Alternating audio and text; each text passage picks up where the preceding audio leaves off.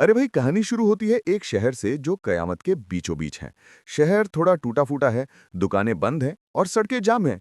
सरकार की तरफ से एक अनाउंसमेंट होती है जिसमें वो कहते हैं कि नियमों के हिसाब से हर आदमी को डब्ल्यू मार्ट से बस एक सीमित मात्रा में ही पानी और खाना मिलेगा, और वो लोगों से उनका साथ चाहते हैं। तभी एक शेल्फ गिर जाती है और एक आदमी बाल बाल बचता है। सब घबरा जाते हैं और जो मिल रहा है उसे ही लेने लगते हैं। हम एक आदमी को देखते हैं जो भीड़ के पीछे से कुछ लेने की कोशिश कर रहा है, पर उसे वही मिल पाता है जो बाकी लोगों ने छोड़ दिया था। वो अपने बैग में जो कुछ भी था उसे देखता है और हैरान हो जाता है। तभी उसे रोने की आवाज़ सुनाई देती है और वो देखता है कि एक छोटी लड़की रो रही है और उसकी दादी उसका खून बहता हुआ चेहरा पकड़े हुए है। आदमी सोचता है कि हालांकि दुनिया अभी भी चल रही है, फिर भी ये सब होने में सिर्फ 3 महीने लगे। 3 महीने में इंसानियत ने खुद को बर्बाद कर दिया, और इसकी शुरुआत हुई एक खबर से। एक उल्कापिंड था जिसका नाम रामा था, और उम्मीद थी कि ये धरती के पास से गुजरकर गुरु या मंगल ग्रह से टकरा जाएगा। हम उस आदमी को देखते हैं जो 3 महीने पहले अपने कंप्यूटर पर एक लेख पढ़ रहा था। उसका एक सहकर्मी उससे पूछता है कि क्या वो घर नहीं जाएगा। हमें पता चलता है कि उसका नाम मिस्टर कांग है। वो उससे कहता है कि वो जाए, और फिर वो और एक दूसरा सहकर्मी वहां से निकल जाते हैं। वो बात करते हैं कि मिस्टर कांग का तलाक हो चुका है, और चूंकि वो एक खाली घर में नहीं जाना चाहता, इसलिए वो हर रात देर तक काम करता है। उस समय रमा अंतरिक्ष में बस एक चट्टान थी जिसमें सिर्फ अकादमिक लोगों को ही दिलचस्पी थी, और आम लोग इस पर ज्यादा ध्यान नहीं देते थे। लेकिन मिस्टर कांग अलग था, क्योंकि वो जानता था कि ये कितना खतरनाक है। कुछ समय बाद खबरों में बताया गया कि रामा, जिसके सिर्फ धरती के पास से गुजरने का अनुमान था, उसने धीरे धीरे धरती की तरफ अपना रास्ता बदल लिया था। हम मिस्टर कांग को बर्तनों की गिनती करते हुए देखते हैं, और वो आगे बताते रहते हैं कि इंटरनेशनल स्पेस डेवलपमेंट कॉन्फ्रेंस ने परमाणु बमों से उल्कापिंड के रास्ते को बदलने का प्रस्ताव रखा था। हालांकि एक्सपर्ट्स कह रहे हैं कि ये काफी नहीं है, और आज उनके साथ एक एक्सपर्ट हैं जो इस पर अपनी राय देंगे। प्रोफेसर का परिचय प्रोफेसर ताइकू किम के रूप में कराया जाता है, और वो कहते हैं कि उन्हें वहां आकर खुशी हुई है, और वो एक थर्मोन्यूक्लियर इंजीनियर हैं। मिस्टर कांग खबरें देखता है और बताता है कि रामा ने धीरे धीरे अपना रास्ता बदल लिया और अपना असली रंग दिखाना शुरू कर दिया। ताइकू बताते हैं कि अभी ये एक बहुत बड़ी चट्टान है जिसका व्यास 60 किलोमीटर से ज्यादा है, और ये 17.5 किलोमीटर प्रति सेकंड की रफ्तार से धरती की तरफ बढ़ रही है।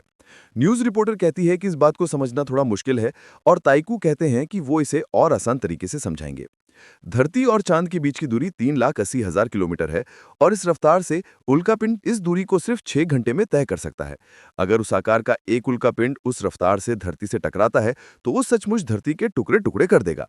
ये दिखाने के लिए वो अपना ग्लास जमीन पर फेंकते हैं और समझाते हैं कि ये पूरी तरह से टूट जाएगा, और बंकरों में छिपने से भी वो नहीं बच पाएंगे। अगर वे अभी कुछ करते भी हैं तो भी बहुत देर हो चुकी है। वो कहते हैं कि वे लोगों को बेफालतू की बातों से भरोसा दिला रहे हैं, और आईएसडीसी लोगों के मन में झूठी उम्मीद जगा रहा है। मिस्टर कांग के सहकर्मी कहते हैं कि वो खबरों पर किसी भी चीज पर भरोसा नहीं कर सकते हैं, और वो चिंता के बारे में बात करते रहते हैं जिससे उसे काम पर ध्यान लगाना मुश्किल हो जाता है। जब वे बात करते रहते हैं तो मिस्टर कांग अपना पानी देखता है। वो कहते हैं कि अगर उल्कापिंड दुनिया को खत्म कर देगा तो वे अपने परिवार के साथ समय बिताना चाहते हैं। उसका एक सहकर्मी पूछता है कि क्या उसके माता पिता उसके बारे में चिंतित हैं। वो उसे बताता है कि उन्हें मरे हुए काफी समय हो गया है। खबरों में ताइकू कहते हैं कि अगर उन्होंने उल्कापिंड को 3 साल पहले या यहाँ तक कि सिर्फ 1 साल पहले खोज लिया होता तो वो कुछ कर सकते थे। मिस्टर कांग आगे कहते हैं कि सारी अटकलों, डर और आशा के बीच भी रामा अपनी जिद पर अड़ा रहा और धरती की तरफ बढ़ता रहा।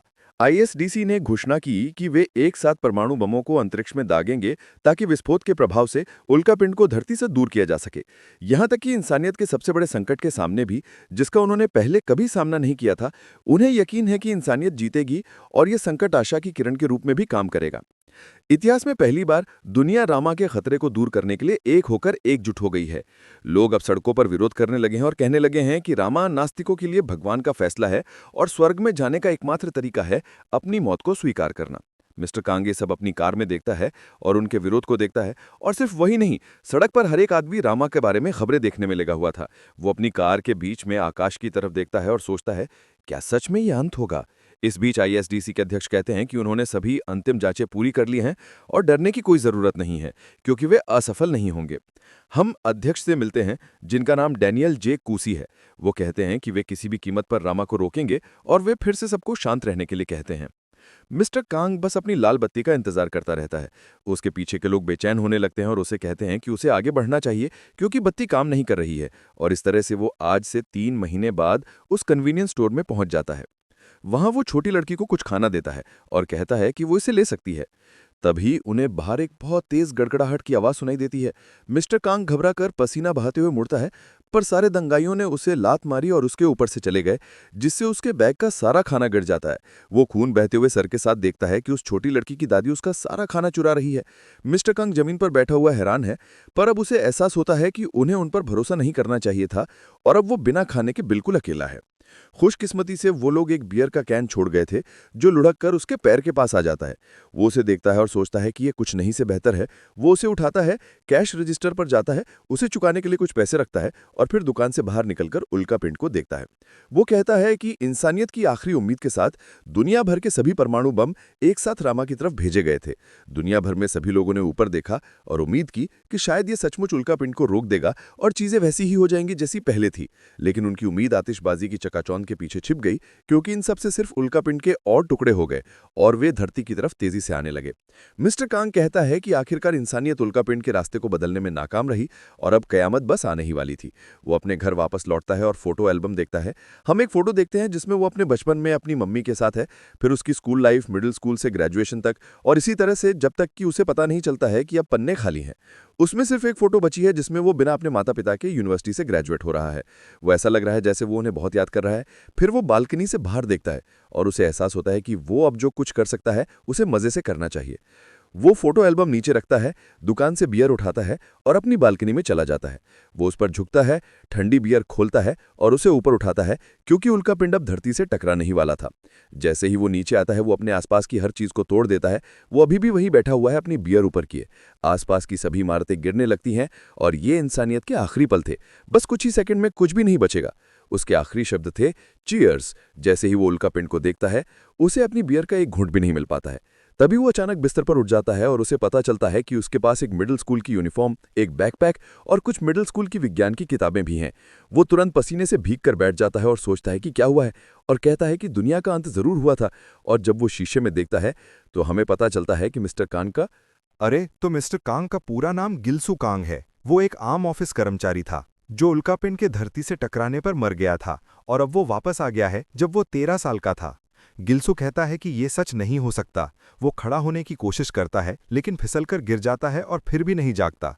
वो अभी भी अपने कमरे में हैरान होकर इधर उधर देखता है और फिर टहलने लगता है, ये सोचते हुए कि शायद वो किसी फ्लैशबैक में है, जैसे जब इंसान मरते हैं तो उनकी जिंदगी आंखों के सामने से गुजरती है।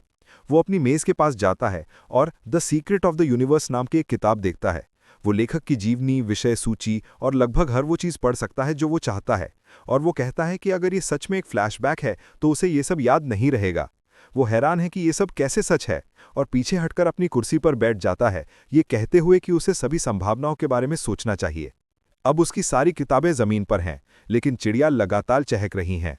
वो कुछ और करने का फैसला करता है, इसलिए वो अपनी मेज़ पर जाता है और अपना कंप्यूटर चालू करता है। वो विंडोज़ 2000 में बूट होता है और रामा टाइप करके सर्च करता है।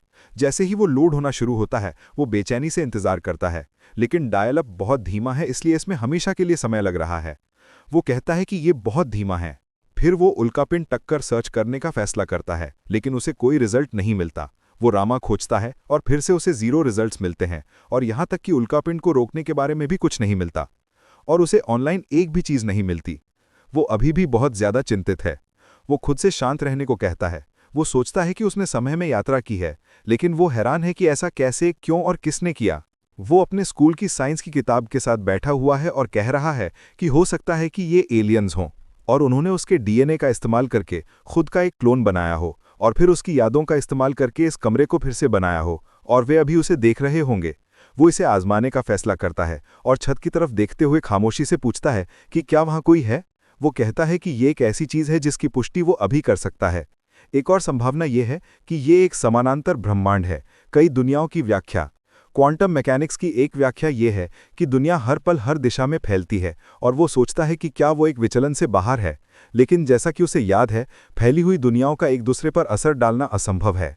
फिर वो एक और थियोरी के बारे में सोचने लगता है, जिसे थियोरी ऑफ इटर्नल रिकरेंस कहा जाता है। वो अपनी कुर्सी को घुमाता है और फिर ज़मीन पर टैप करने लगता है और कहता है कि ऐसा होने के लिए उसे अपने पिछले जीवन की यादें नहीं होनी चाहिए, लेकिन उसे हैं। फिर वो सोचता है कि शायद ये स्वर्ग या नर्क जैसा जीवन के बाद का जीवन है, लेकिन उसके लिए ये स्थिति न तो इनाम है न ही सज़ा। उसके आखिरी पलों की यादें किसी सपने के लिए बहुत ज़्यादा असली लगती हैं। उस दिन उसने दंगाइयों के साथ स्टोर में जो कुछ भी महसूस किया, उसका सिर खून से लथपथ था। उल्कापिंड की तरफ दागी गई परमाणु मिसाइलें, गड़गड़ाहट और सब कुछ, इनमें से कुछ भी काम नहीं आया।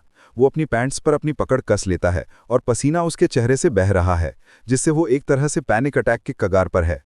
वो एक आह भरता है और फिर उसकी माँ दरवाज़ा खोलती है और उसे पुकारती है। वो हैरान है कि वो जाग गया है और पूछती है कि उसकी किताबें ज़मीन पर क्यों बिखरी पड़ी हैं। वो ऊपर उसकी तरफ देखता है और वो अंदर आकर उसकी सभी किताबें उठाती है और कहती है कि ये तो बिल्कुल गंदगी है और उसे पढ़ने के बाद उन्हें शेल्फ पर वापस रख देना चाहिए। वो अभी भी बिल्कुल सुन्न है और उसे घूर रहा है, ये नहीं जानते हुए कि क्या कहना है। वो कहती है कि उसकी मेज़ भी बिल्कुल खराब है और पूछती है कि क्या वो कुछ ढूंढ रहा था। फिर वो उसकी तरफ मुड़ती है और सोचती है कि वो जवाब क्यों नहीं दे रहा है, और फिर हैरान हो जाती है जब वो तुरंत कुर्सी से कूदकर उसे गले लगा लेता है। वो कहती है कि वो बहुत अजीब बर्ताव कर रहा है और पूछती है कि क्या उसने कोई बुरा सपना देखा है, और वो कहता है कि ये जीवन के बाद का जीवन है या वो एक क्लोन है, उसे परवाह नहीं है। उसे अपने माता पिता को फिर से देखने का मौका मिल रहा है। तब उसे पता था कि ये कोई सपना नहीं था, पर अभी वो सोचना चाहता है कि वो यादें कुछ भी नहीं थी, कि वो बस एक लंबा भयानक बुरा सपना था। वो एक बेंच पर विज्ञान की किताबों में से एक को देखते हुए बैठा है और सोच रहा है कि क्या सब कुछ खुद को दोहराने वाला है। उसे अपने पिता की आवाज़ सुनाई देती है। वो ऊपर देखता है और कहता है कि अपने माता पिता को दोबारा देखने के बाद उसने अपने क्लोन और एलियन ऑब्जर्वर थियरी को खत्म कर दिया था, क्योंकि उसके माता पिता का अंतिम संस्कार किया गया था और उनकी राख को एक कब्रिस्तान में रखा गया था। इसलिए एलियंस के लिए उनका डीएनए हासिल करना और उन्हें फिर से बनाना असंभव था। वो सच में नहीं जानता कि वो क्या अनुभव कर रहा है, लेकिन उसे यकीन है कि वो एक ऐसी दुनिया में है जैसी उसने पहले अनुभव की थी। लेकिन वो हैरान है कि ऐसा क्यों और कैसे हुआ।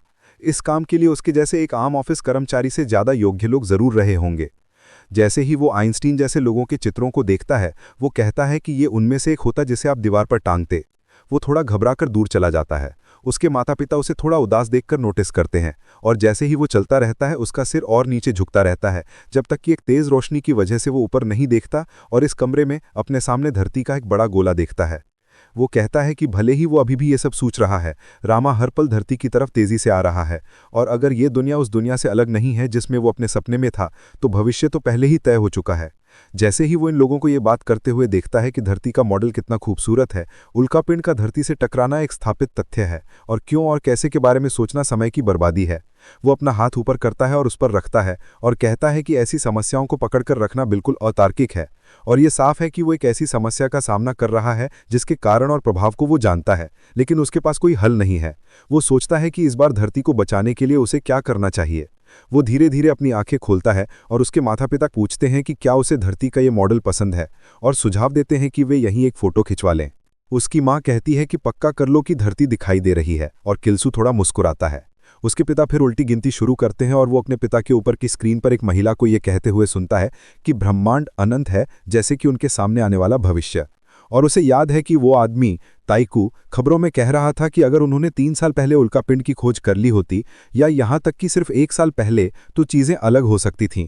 अब उसकी आंखें बहुत बड़ी हो गई हैं, क्योंकि उल्टी गिनती 3 पर पहुंचती है और उसे एहसास होता है कि उसे क्या करना चाहिए। उसके पिता उसे मुस्कुराने के लिए कहते हैं और पूछते हैं कि वो ऐसे क्यों देख रहा है, और किल्सू को एहसास होता है कि उल्कापिंड को रोकने का एक तरीका हो सकता है। फिर वो पूरे 1 महीने बाद के समय में पहुंचता है, जब मिडिल स्कूल में उसका स्वागत हो रहा था, और वो कहता है कि उसे विज्ञान के बारे में और ज़्यादा जानने की ज़रूरत है। घंटी बजने लगती है और किल्सू अपनी क्लास की तरफ जाता है। उसकी टीचर उन सभी का 7वीं कक्षा में स्वागत करती है और मिडिल स्कूल के उनके पहले दिन पर उन्हें बधाई देती है। वो अपना परिचय मिस यूरी ना के रूप में देती है और कहती है कि वे उनकी होमरूम टीचर हैं। किल्सू कहता है कि उसे अपने पिछले जीवन के बारे में ज़्यादा कुछ याद नहीं है, लेकिन उसकी यादें पूरी तरह से ख़त्म नहीं हुई हैं, और देजावू की तरह पुरानी यादें कुछ समय के बाद उसके पास वापस आती हैं। वे कहती हैं कि वो मिडिल स्कूल में अपने पूरे समय में उसी होमरूम टीचर और सहपाठियों के साथ रहेंगे।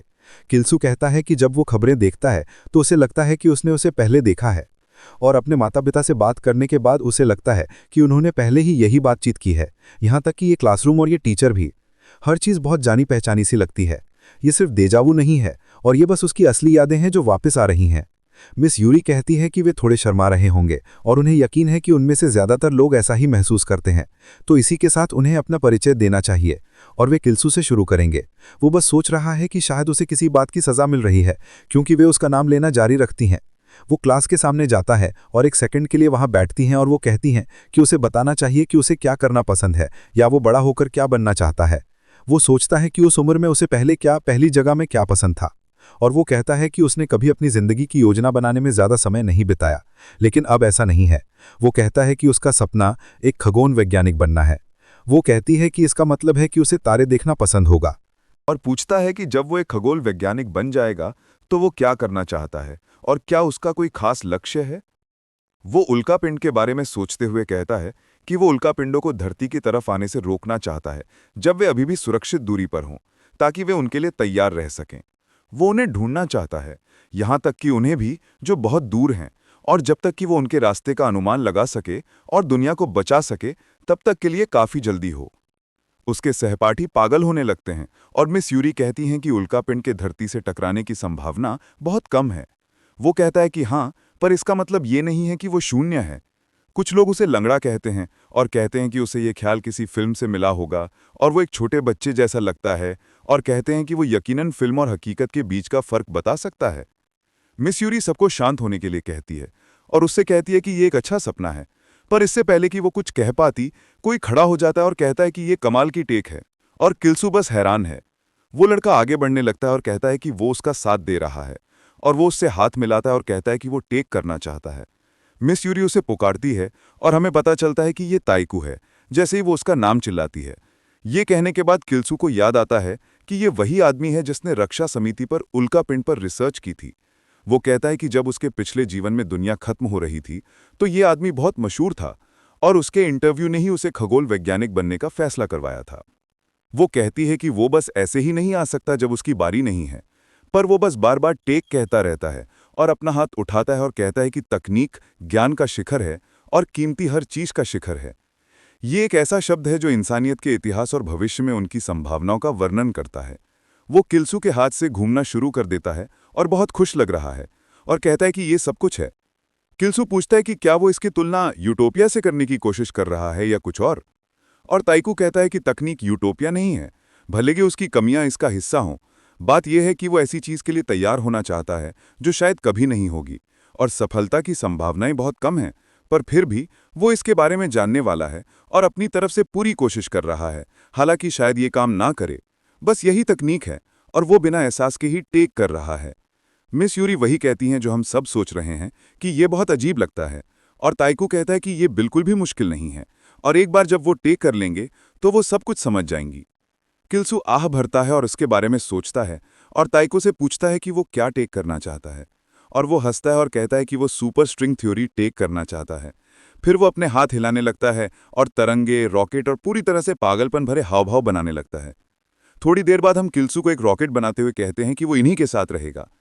ताइको पूछता है कि सुपर स्ट्रिंग थ्योरी क्यों नहीं, और किल्सू इसके बारे में सोचता है, खिड़की से बाहर देखते हुए, और कहता है कि उसे एक ऐसा रॉकेट इंजन बनाना है जो एक उल्कापिंड के रास्ते को बदलने के लिए काफी शक्तिशाली हो, और वो सोचता है कि वो इस बच्चे को अपनी योजना में कैसे शामिल कर सकता है। वो कहता है कि सुपर स्ट्रिंग थ्योरी दिलचस्प है, पर इसे असल प्रयोगों से साबित करना मुश्किल है, और उसे सिर्फ थ्योरी पर आधारित रिसर्च पसंद नहीं है। ताइको कहता है कि यही तो मजेदार है, और किल्सू कहता है कि वो बस उसे बता रहा है कि वो क्या सोचता है। किल्सू ये भी कहता है कि उसे ऐसा क्षेत्र पसंद है जहां वो असल प्रयोग कर सके और ठोस नतीजे पा सके, जैसे रॉकेट इंजन बनाना। अगर वो टेक 2 के लिए रॉकेट इंजन चुनता है तो वो उसकी मदद कर सकता है। ताइकू पूछता है कि क्या वो रॉकेट प्रोपल्शन सिस्टम के बारे में बात कर रहा है, और किल्सू कहता है हाँ, पर हमारे पास अभी रॉकेटों के लिए जो प्रोपल्शन तकनीक है वो उल्कापिंड के रास्ते को बदलने के लिए काफ़ी नहीं है, और हमें एक बेहतर इंजन की ज़रूरत है, जैसे एक थर्मोन्यूक्लियर, एक लिक्विड कोर वाला, ताकि कुछ भी होने पर यह प्रभावी रहे। ताइको अपनी किताब उठाता है और इसके बारे में सोचता है और कहता है कि आज वैज्ञानिकों ने सॉलिड कोर तकनीक में कोई तरक्की नहीं की है और ये अगली पीढ़ी की चीज़ है। वो पूछता है कि क्या उसे सच में लगता है कि 2 पीढ़ियों के भविष्य में एक इंजन बनाना और उसका व्यावसायीकरण करना मुमकिन है। पर फिर भी वो सोचता है और कहता है कि अगर टेक काम करता है तो वो हैरान है कि ये कितनी तेज जाएगा। किल्सू कहता है कि गति से ज़्यादा थ्रस्ट मायने रखता है, पर उसने कोई सटीक गणना नहीं की है। ताइकू कहता है कि उसके पास फिर भी एक मोटा मोटा अनुमान होना चाहिए, और किल्सू कहता है कि उसे नहीं पता, शायद प्रकाश की गति का लगभग 10%। ताइकू इससे हैरान दिखता है और अपनी नोटबुक में देखने लगता है, सभी पन्नों को आगे पीछे देखता है और मेज पर टैप करता है और कहता है कि अब वो तकनीक है। फिर वो पूछता है कि क्या वो उसके साथ इसमें शामिल हो सकता है और उन्हें इस टेक को साथ में करना चाहिए, क्योंकि 1 से 2 दिमाग बेहतर हैं। किल्सू अभी भी नहीं जानता कि टेक क्या है और मुझे भी नहीं पता, पर वो फैसला करता है कि ये कुछ नहीं से बेहतर है और कहता है कि बेशक उसकी मदद हमेशा स्वागत है। फिर हमें पूरे 20 साल बाद का समय दिखता है और खबरों में कहा जा रहा है कि इंटरनेशनल स्पेस डेवलपमेंट कॉन्फ्रेंस ने आधिकारिक तौर पर उस दिन की घोषणा कर दी है और रमा के खिलाफ उनका उपाय विफल हो गया है और दुनिया का अंत निकट है, क्योंकि हम एक बूढ़े ताइको और किल्सू को सोफे पर बैठे हुए देखते हैं जिनके सामने बियर रखी हुई है। खबरें आगे बताती हैं कि उल्कापिंड रमा के खिलाफ पहले बताए गए उपाय में उसके रास्ते को बदलने के लिए एक रॉकेट प्रोपल्शन सिस्टम का इस्तेमाल करना था। किल्सू कहता है कि उसे लगा था कि ताइको ने उसे बताया था कि सब कुछ ठीक चल रहा है। खबरें आगे कहती हैं कि हालांकि तकनीकी सीमाओं की वजह से ये योजना संभव नहीं मानी गई थी और इस प्रोजेक्ट के प्रमुख वैज्ञानिक प्रोफेसर ताइको ने जिम्मेदारी ली और इस्तीफा दे दिया था। ताइको वहां पर बैठा हुआ हंस रहा है और कहता है कि यह पहली बार है जब उसने अपने इस्तीफे के बारे में सुना है। फिर खबरें कहती हैं कि आखिरी सहारा परमाणु मिसाइलों का इस्तेमाल करना है, जो हम पहले से ही जानते हैं कि काम नहीं करेंगी। ताइको कहता है कि यह मजेदार है और पूछता है कि क्या उसने कभी किसी कंपनी के बारे में सुना है जो तुम्हारे लिए तुम्हारा इस्तीफा देती है। किल्सू बहुत गंभीर है और ताइको कहता है कि किसी भी एक्सपर्ट को उसकी बातों पर यकीन नहीं था, सिर्फ उसके छोड़कर। वो एक विश्व प्रसिद्ध खगोल शास्त्री था, पर वो बस काफी राजी करने वाला नहीं था। हम खबरों में देखते हैं कि उन्होंने सच में रामा को खोजने वाले पहले आदमी किल्सू का इंटरव्यू लिया है।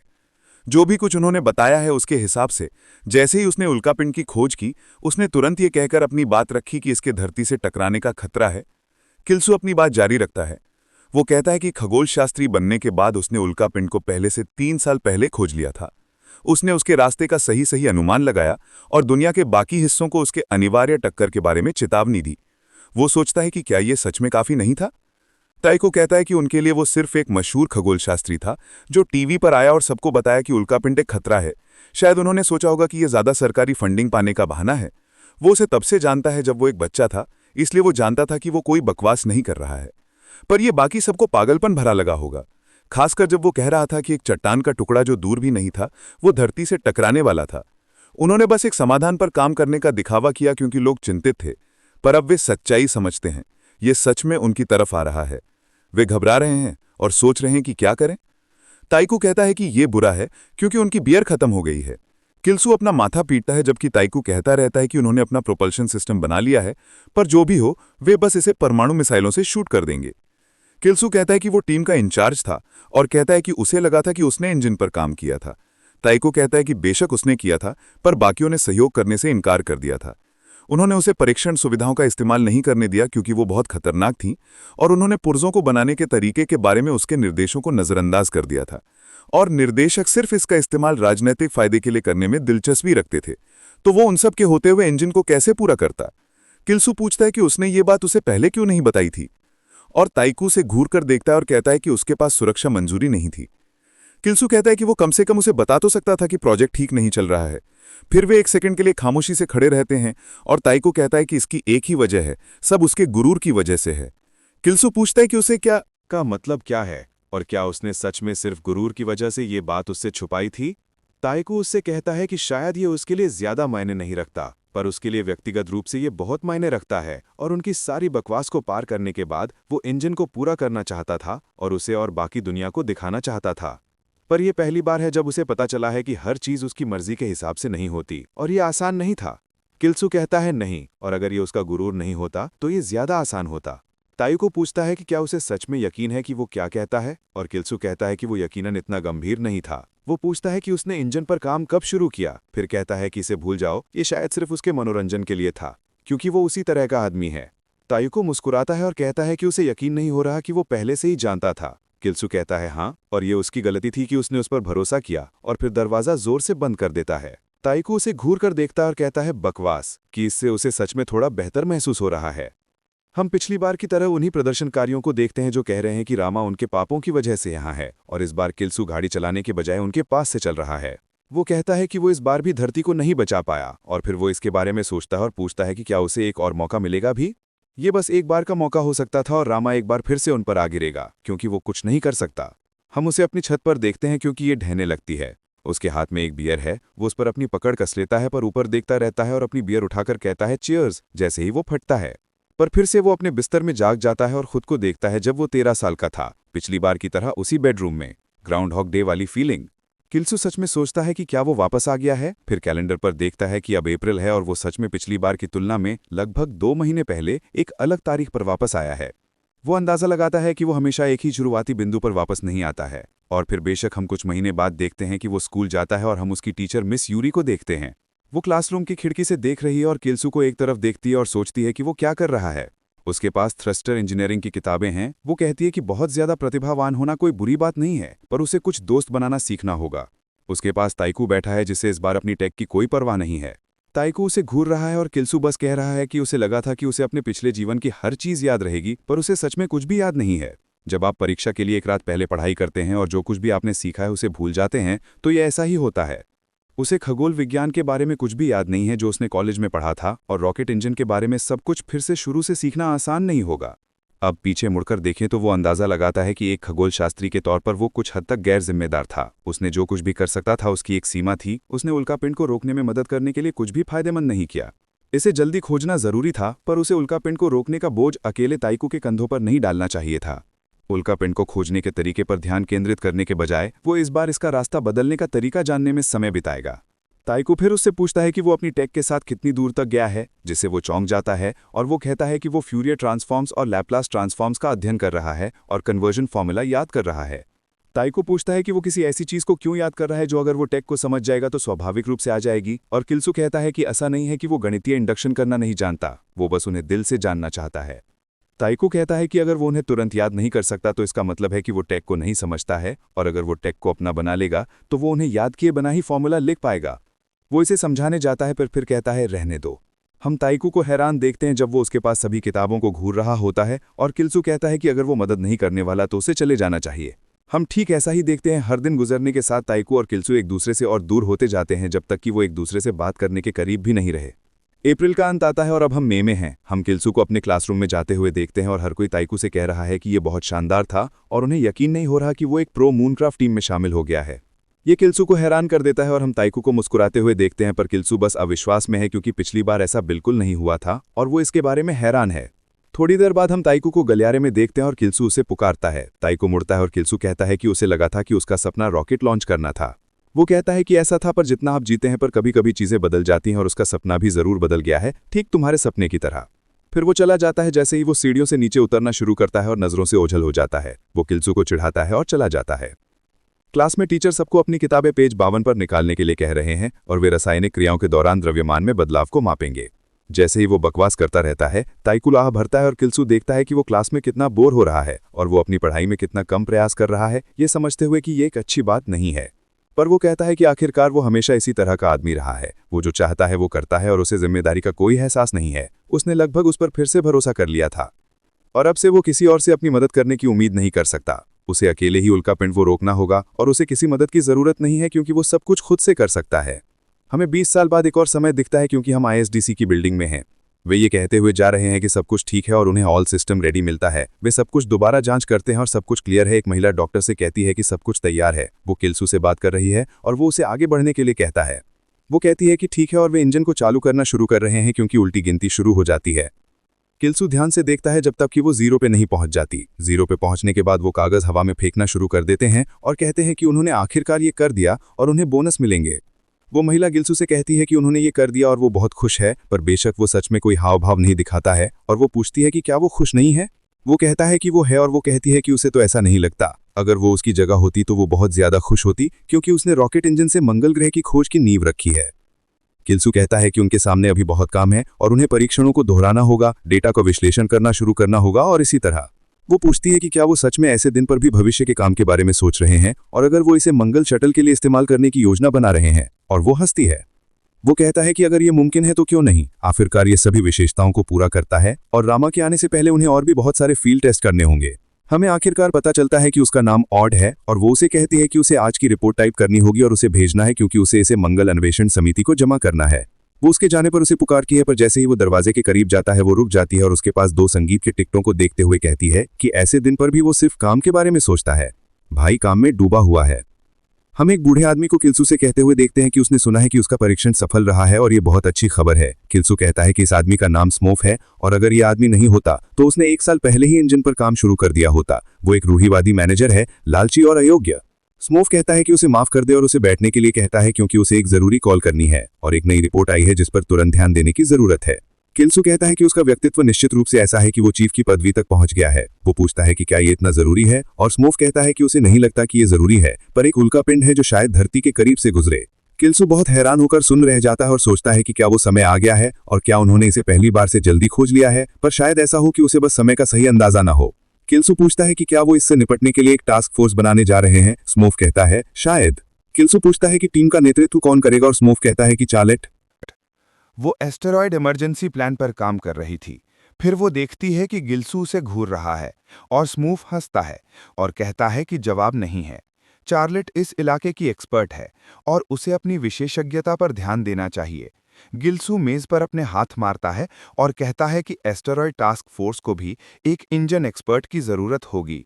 थोड़ी देर बाद हम एक महिला को सुनते हैं जिसे मैं चार्लेट मान रहा हूं। वो सभी को अपने सामने रखे दस्तावेजों को देखने के लिए कह रही है, क्योंकि वे पहले से ही जानते हैं कि उनका मानना है कि 10 एस्टेरॉयड हैं जो रामा से टकरा सकते हैं। वो हर एस्टेरॉयड को गिनना शुरू कर देती है, पहले 4 का नाम लेती है और कहती है कि ये मुख्य हैं जिन्हें ढूंढना है। कमरे में बाकी लोग बेचैन दिखते हैं और वो कहती है कि खुशकिस्मती से इनमें से कोई भी एस्टेरॉयड 100 किलोमीटर से ज़्यादा व्यास का नहीं है। कमरे में हर कोई भी सोचता है कि इंजन विकास टीम का लीडर यहाँ क्यों है। चार्लेट कहती है कि इस समस्या से निपटना ज्यादा मुश्किल नहीं लगता है, पर किल्सू उसकी बात काटता है और कहता है कि ये उनकी पहली मीटिंग है और ऐसा लगता है कि उसने पहले ही तय कर लिया है कि क्या करना है। वो आह भरता है और कहता है कि वो अंदाजा लगाना चाहता है। पूछता है कि क्या उसकी योजना परमाणु मिसाइलों से एस्टेरॉयड को रोकना है। वो हाँ कहती है क्योंकि ये सबसे सुरक्षित और किफ़ायती समाधान लगता है। वो अपनी किताब मेज पर रखता है और कहता है कि परमाणु टक्कर से एस्टेरॉयड का रास्ता नहीं बदलेगा। वो कहती है कि ऐसा लगता है कि वो भी एक योजना के साथ आया है और उसे उनके साथ साझा करना चाहिए। वो कहता है कि उन्हें रामा की सतह पर थर्मोन्यूक्लियर प्रोपल्शन ईंधन लगाने होंगे और उसे धरती की कक्षा से दूर धकेलना होगा। वो कहती है कि थर्मोन्यूक्लियर इंजन यकीनन ज्यादा सक्षम होंगे, पर वे बहुत महंगे हैं और उन्हें सभी रॉकेटों पर लगाना बहुत मुश्किल होगा। वो कहता है कि उसकी समझ में उन्हें काफ़ी से ज़्यादा फंडिंग दी गई थी। वो कहती है कि यकीनन वो मेंटेनेंस के खर्च के बारे में नहीं भूल रहा है। वो पूछता है कि जब इंसानियत का भविष्य दांव पर लगा हो तो मेंटेनेंस के खर्च की परवाह कौन करता है। वो रुक जाती है और कहती है कि उसने बात को बढ़ा चढ़ा कर कहा है, क्योंकि जैसा कि वो देखती है उसकी योजना एक सेमी ट्रक का इस्तेमाल करने से अलग नहीं है। वो पूछता है कि अगर स्थिति और ख़राब होती है तो वे क्या करेंगे, और यहाँ तक कि एक सेमी ट्रक भी काफ़ी नहीं होगा। वो कहती है कि वो समझती है कि उसे अपने इंजन के काम पर गर्व है, पर उन्हें अभी जो चाहिए वो अप्रमाणित और अप्रयुक्त थर्मोन्यूक्लियर इंजन नहीं है, बल्कि उन्हें टिकाऊ और भरोसेमंद केमिकल प्रोपल्शन इंजन चाहिए। यही वजह है कि उन्हें परमाणु मिसाइलों का इस्तेमाल करना होगा। वे एस्टेरॉयड का रास्ता बदलने के लिए काफ़ी से ज़्यादा शक्ति देंगे। ओड पूछती है कि क्या वो सच में कह रही है कि उसने कभी उसके इंजनों को एक समाधान के तौर पर नहीं माना। वो कहती है कि उसने ऐसा किया था और इसीलिए वो उसे बता सकती है कि ये जवाब नहीं है। किल्सू कहता है कि अभी की हालत में चार्लेट सही है। वे उसकी मौजूदा योजना से रामा को नहीं रोक पाएंगे, और अगर वो उन्हें यही बताता कि ये धरती पर गिरने वाला है तो कोई भी उस पर यकीन नहीं करेगा।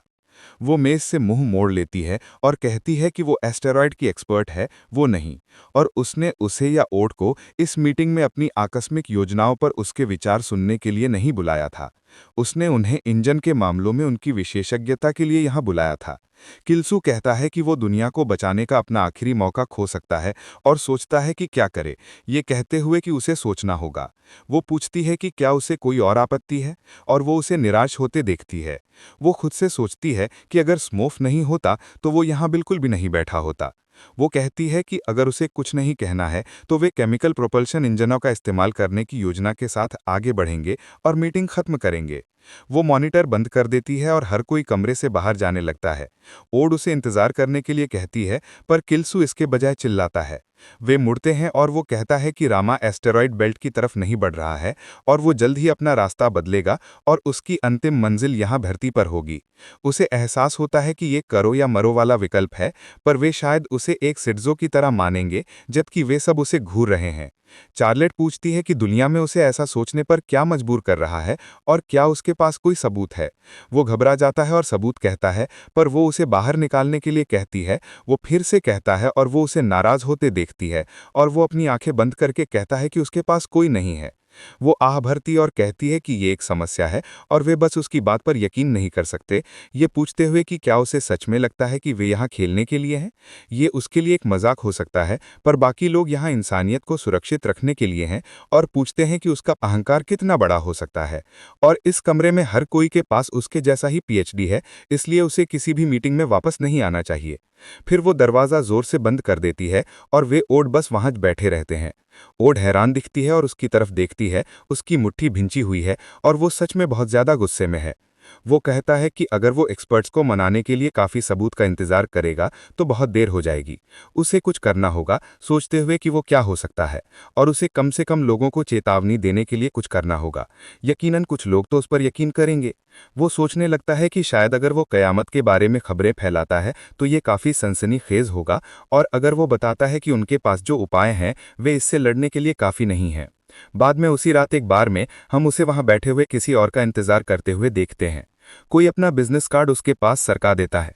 वो डेली मैगजीन के लिए काम करता है। उसका नाम ओलिवर टाउनसेंड है और वो कहता है कि वो एनके मैगजीन के लिए एक रिपोर्टर है और पूछता है कि क्या वो आईएसडीसी के डॉक्टर कांग हैं।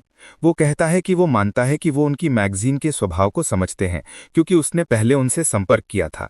वे यकीनन कोई वैज्ञानिक पत्रिका नहीं है और उसे मानना होगा कि उसे कुछ शक है कि उसके जैसे किसी के पास उनके पाठकों को बताने के लिए कुछ दिलचस्प होगा। किल्सू अपने ड्रिंक पी जाता है, फिर अपना ग्लास वापस नीचे रखता है और कहता है कि वो उसे यकीन दिलाता है कि उसे इसकी चिंता करने की जरूरत नहीं पड़ेगी, क्योंकि धरती पर हर कोई उसमें दिलचस्पी लेगा जो वो उसे बताने वाला है। ओलिवर इससे थोड़ा हैरान हो जाता है। थोड़ी देर बाद हम किल्सू के चेहरे पर कुछ कागज लगते हुए देखते हैं और हम स्मोफ को पूछते हुए सुनते हैं कि क्या वो अपना दिमाग खो चुका है। वो एक एक्सपोजे लेख देख रहा है जिसमें लिखा है कि एक एलियन हथियार धरती की तरफ बढ़ रहा है और उस पर किल्सू का चेहरा है। ये थर्मोन्यूक्लियर इंजनों के जनक के साथ एक इंटरव्यू था और उसके हिसाब से धरती एक बड़े खतरे का सामना कर रही है और आईएसडीसी आत्मसंतुष्ट है, और अगर चीजें ऐसे ही चलती रहीं तो ये तबाह हो जाएगी। स्मोफ पूछता है कि क्या वो समझता है कि उसने क्या किया, और उसने बस दुनिया को बता दिया कि उसके अलावा आईएसडीसी में हर कोई एक बेवकूफ है। गिल्सू कहता है कि ये उसका इरादा नहीं था और स्मोफ कहता है कि उसका इरादा था या नहीं, इससे कोई फर्क नहीं पड़ता। उसने ऐसा किया, यही समस्या है। उसने सामाजिक अशांति फैलाई, अपने सहकर्मियों को अपमानित किया और उनकी प्रतिष्ठा को खराब किया। ये पूछते हुए कि वो उससे क्या करने की उम्मीद करता है। गिल्सू कहता है कि वो निलंबित या नौकरी से निकाले जाने की उम्मीद करता है, क्योंकि वो अपना सामान उठा रहा है। वो जाने लगता है और ओड उसका नाम चिल्लाती है और कहती है कि यकीनन रिपोर्टर ने उस लेख में उसकी बातों को संदर्भ से बाहर कर दिया था और वो प्रचार के लिए उसका इस्तेमाल कर रहा था, बल्कि उसने बिना अनुमति के उसका नाम इस्तेमाल किया था और उसे बदनाम किया गया था, और अभी ज्यादा देर नहीं हुई है। गिल्सू कहता है कि नहीं, रिपोर्टर ने उसकी बातों को संदर्भ से बाहर नहीं किया था। उसने बिल्कुल जानते हुए इंटरव्यू दिया था कि वो लेख में क्या चाहता था। ओड हैरान है, पूछती है कि क्या ये सच है। वो एक सेकंड के लिए उसे घुरकर देखता है, फिर बस उसे अकेला छोड़ देता है। वो उससे पूछने लगती है कि वो अब क्या करेगा, और वो कहता है कि चूंकि उसके पास बहुत खाली समय है तो वो रामा के खतरे के बारे में दुनिया को और बताएगा। वो पूछती है कि क्या वो और इंटरव्यू देगा, और वो कहता है जितने हो सकें। वो पूछती है कि अगर आईएसडीसी उस पर मुकदमा करने की कोशिश करती है तो उसकी प्लान क्या है। वो कहता है कि वो अंदाजा लगाता है कि उसके लिए चीजें थोड़ी मुश्किल हो जाएंगी। वो चिंतित दिखती है और उसे पुकारती है और पूछती है कि क्या कोई तरीका है जिससे वो उसकी मदद कर सकती है। वो पीछे उसकी तरफ देखता है, कहता है धन्यवाद, पर नहीं, और दरवाजा बंद हो जाता है। फिर वो एक टॉक शो में जाता है और एवलीन नाम की महिला कहती है कि आज हमारे साथ एक बहुत खास मेहमान है जो इस हफ्ते की सबसे बड़ी खबरों का केंद्र है। वो सभी को उसका स्वागत करने के लिए कहती है। ये आईएसडीसी में थर्मोन्यूक्लियर इंजन विकास टीम के प्रमुख वैज्ञानिक हैं और कोई और नहीं बल्कि किल्सू है। वो उसे सुधारता है और कहता है वो टीम के पूर्व प्रमुख वैज्ञानिक हैं, और एवलीन हंसती और कहती है कि डॉक्टर कांग अंतरिक्ष से संबंधित मामलों के एक एक्सपर्ट हैं और वो यहाँ उनके साथ कुछ रोमांचक तथ्य साझा करने के लिए आए हैं। वो पूछती है कि क्या वो सच में उन्हें आईएसडीसी द्वारा वर्गीकृत एक गुप्त एलियन जाति के बारे में बताने के लिए यहाँ हैं। वो कहता है कि एलियन हाँ, जाति नहीं, और वो यहाँ उन्हें रामा के बारे में बताने के लिए है, एक उल्कापिंड जो इस पल धरती की तरफ बढ़ रहा है। एवलिन बहुत ज्यादा हैरान हो जाती है और पूछती है कि क्या वो सच में धरती पर आ रहा है और इसका मतलब है कि ये उनसे टकरा सकता है। वो कहता है कि ये सही है और वो कहती है कि जैसा कि उसने पहले कहा था, वो थर्मोन्यूक्लियर विकास टीम का लीडर था, पर वो सिर्फ एक इंजन एक्सपर्ट था और वो नहीं जानती थी कि उल्कापिंड का इंजन विकास से कोई लेना देना था। पूछते हुए कि क्या उसके पास कोई सबूत है कि उल्कापिंड धरती पर आ रहा है, वो कहता है कि वो सही कह रही है, वो खगोल विज्ञान का एक्सपर्ट नहीं है, पर वो पहले से मौजूद डेटा के आधार पर भी अनुमान लगा सकता है। और वो कहता है कि ओमुआमुआ हमारे सौरमंडल में पाया गया पहला इंटरस्टेलर ऑब्जेक्ट था, जैसा कि उनमें से कई लोग पहले से ही जानते हैं। इसकी असामान्य संरचना ने इसे सौर सेल की तरह काम करने दिया। नतीजतन ओमुआमुआ ने सूर्य से दूर जाने पर गैर गुरुत्वाकर्षण त्वरण दिखाया और हमारे सौर मंडल को छोड़ दिया, और उसका रास्ता उनके शुरुआती अनुमानों से बिल्कुल अलग था। वो बकवास करता रहता है और एवेलिन ऊब जाती है। तभी उन्हें क्यों मिलता है, क्योंकि एक आदमी किल्सू के पीछे स्क्रीन पर दिखाई देता है और उसे पुकारता है। वो कहता है कि अगर उल्कापिंड सौर सेल की तरह काम करता है तो क्या सूर्य के करीब आने पर उसे तेज होने के बजाय धीमा नहीं होना चाहिए। उसे डर है कि वो उसकी बात नहीं समझ पा रहा है। हर कोई उत्साहित होने लगता है और एक बहस होने वाली है। किल्सू कहता है कि रामा की सतह काफी असामान्य है, साथ ही उल्कापिंड के घूमने और गुरुत्वाकर्षण संबंधी असंगतियों के संयोजन से ये धीरे धीरे तेज हो जाएगा। स्क्रीन पर आदमी कहता है कि वो नहीं सोचता कि उनके पास कोई ऑप्टिकल उपकरण है जो उन्हें इतनी दूर की चीज की साफ तस्वीर दे सकता है। किल्सू को ये समझ नहीं आता कि वो इसे कैसे बताएं, क्योंकि अगर वो उन्हें बताता है कि उसने इसे भविष्य में देखा था तो वे उस पर यकीन नहीं करेंगे। वो आदमी बहस करने के लिए कहता है कि वो सही है, पूछते हुए कि क्या वो उन गणनाओं को दिखा सकता है जो उसके दावे का समर्थन करती हैं, और वो उस पर यकीन करना चाहता है, पर अगर कोई गणना नहीं है तो वो पूछता है कि क्या वो इसे इसी तरह की मिसालों पर आधारित कर रहा है। वो एक उदाहरण चाहता है। हर कोई किल्सू पर हंसने लगता है। फिर वो उनसे कहता है कि जहां तक उसे पता है रामा की कोई मिसाल नहीं है। थोड़ी देर बाद ये खत्म हो जाता है और हर कोई आने के लिए किल्सू का धन्यवाद करने लगता है और वो उन्हें बधाई देता है। एवलिन अपने सहकर्मियों से पूछती है कि क्या उन्हें यकीन है कि वो आईएसडीसी के लिए काम करता था, क्योंकि वो ऊपर पागल लग रहा था, पर इससे यकीनन कुछ हलचल होगी और शायद उसे वैज्ञानिक बनने के बजाय उपन्यास लिखना चाहिए था। किल्सू अपनी कार में वापस जाता है, दरवाजा बंद करता है और बस वहां बैठ जाता है। सच्चाई समझ में आने लगती है क्योंकि वो झुक जाता है। उसका फोन बजना शुरू हो जाता है और वो उसे उठाता है, कहते हुए कि ये शायद फिर से स्मॉफ है, इसलिए वो उसे फेंक देता है। और हम देखते हैं कि ये सच में ओड थी जो उसे संपर्क कर रही थी। उसके कार के चारों तरफ कुछ परछाइयां दिखाई देती हैं और वो उनकी तरफ देखता है क्योंकि वे उसे घेरे हुए हैं। वे उसे पुकारते हैं और कहते हैं कि कोई है जो उससे बात करना चाहता है। फोन बजता है। किल्सू अपनी कार से बाहर देखता है और आह भरता है। स्मॉफ कहता है कि वो पहले से ही जानता था कि वो अपना दिमाग खो चुका है, पर इस हद तक नहीं, और वो अभी भी वही बकवास करता घूम रहा है, यहाँ तक कि उस लेख से गड़बड़ी करने के बाद भी, और वो बहुत दूर चला गया है और वे इस मामले को नज़रअंदाज नहीं करेंगे। किल्सू कहता है कि रामा को अपना रास्ता बदलना चाहिए और उन्हें उस पर नज़र रखनी होगी।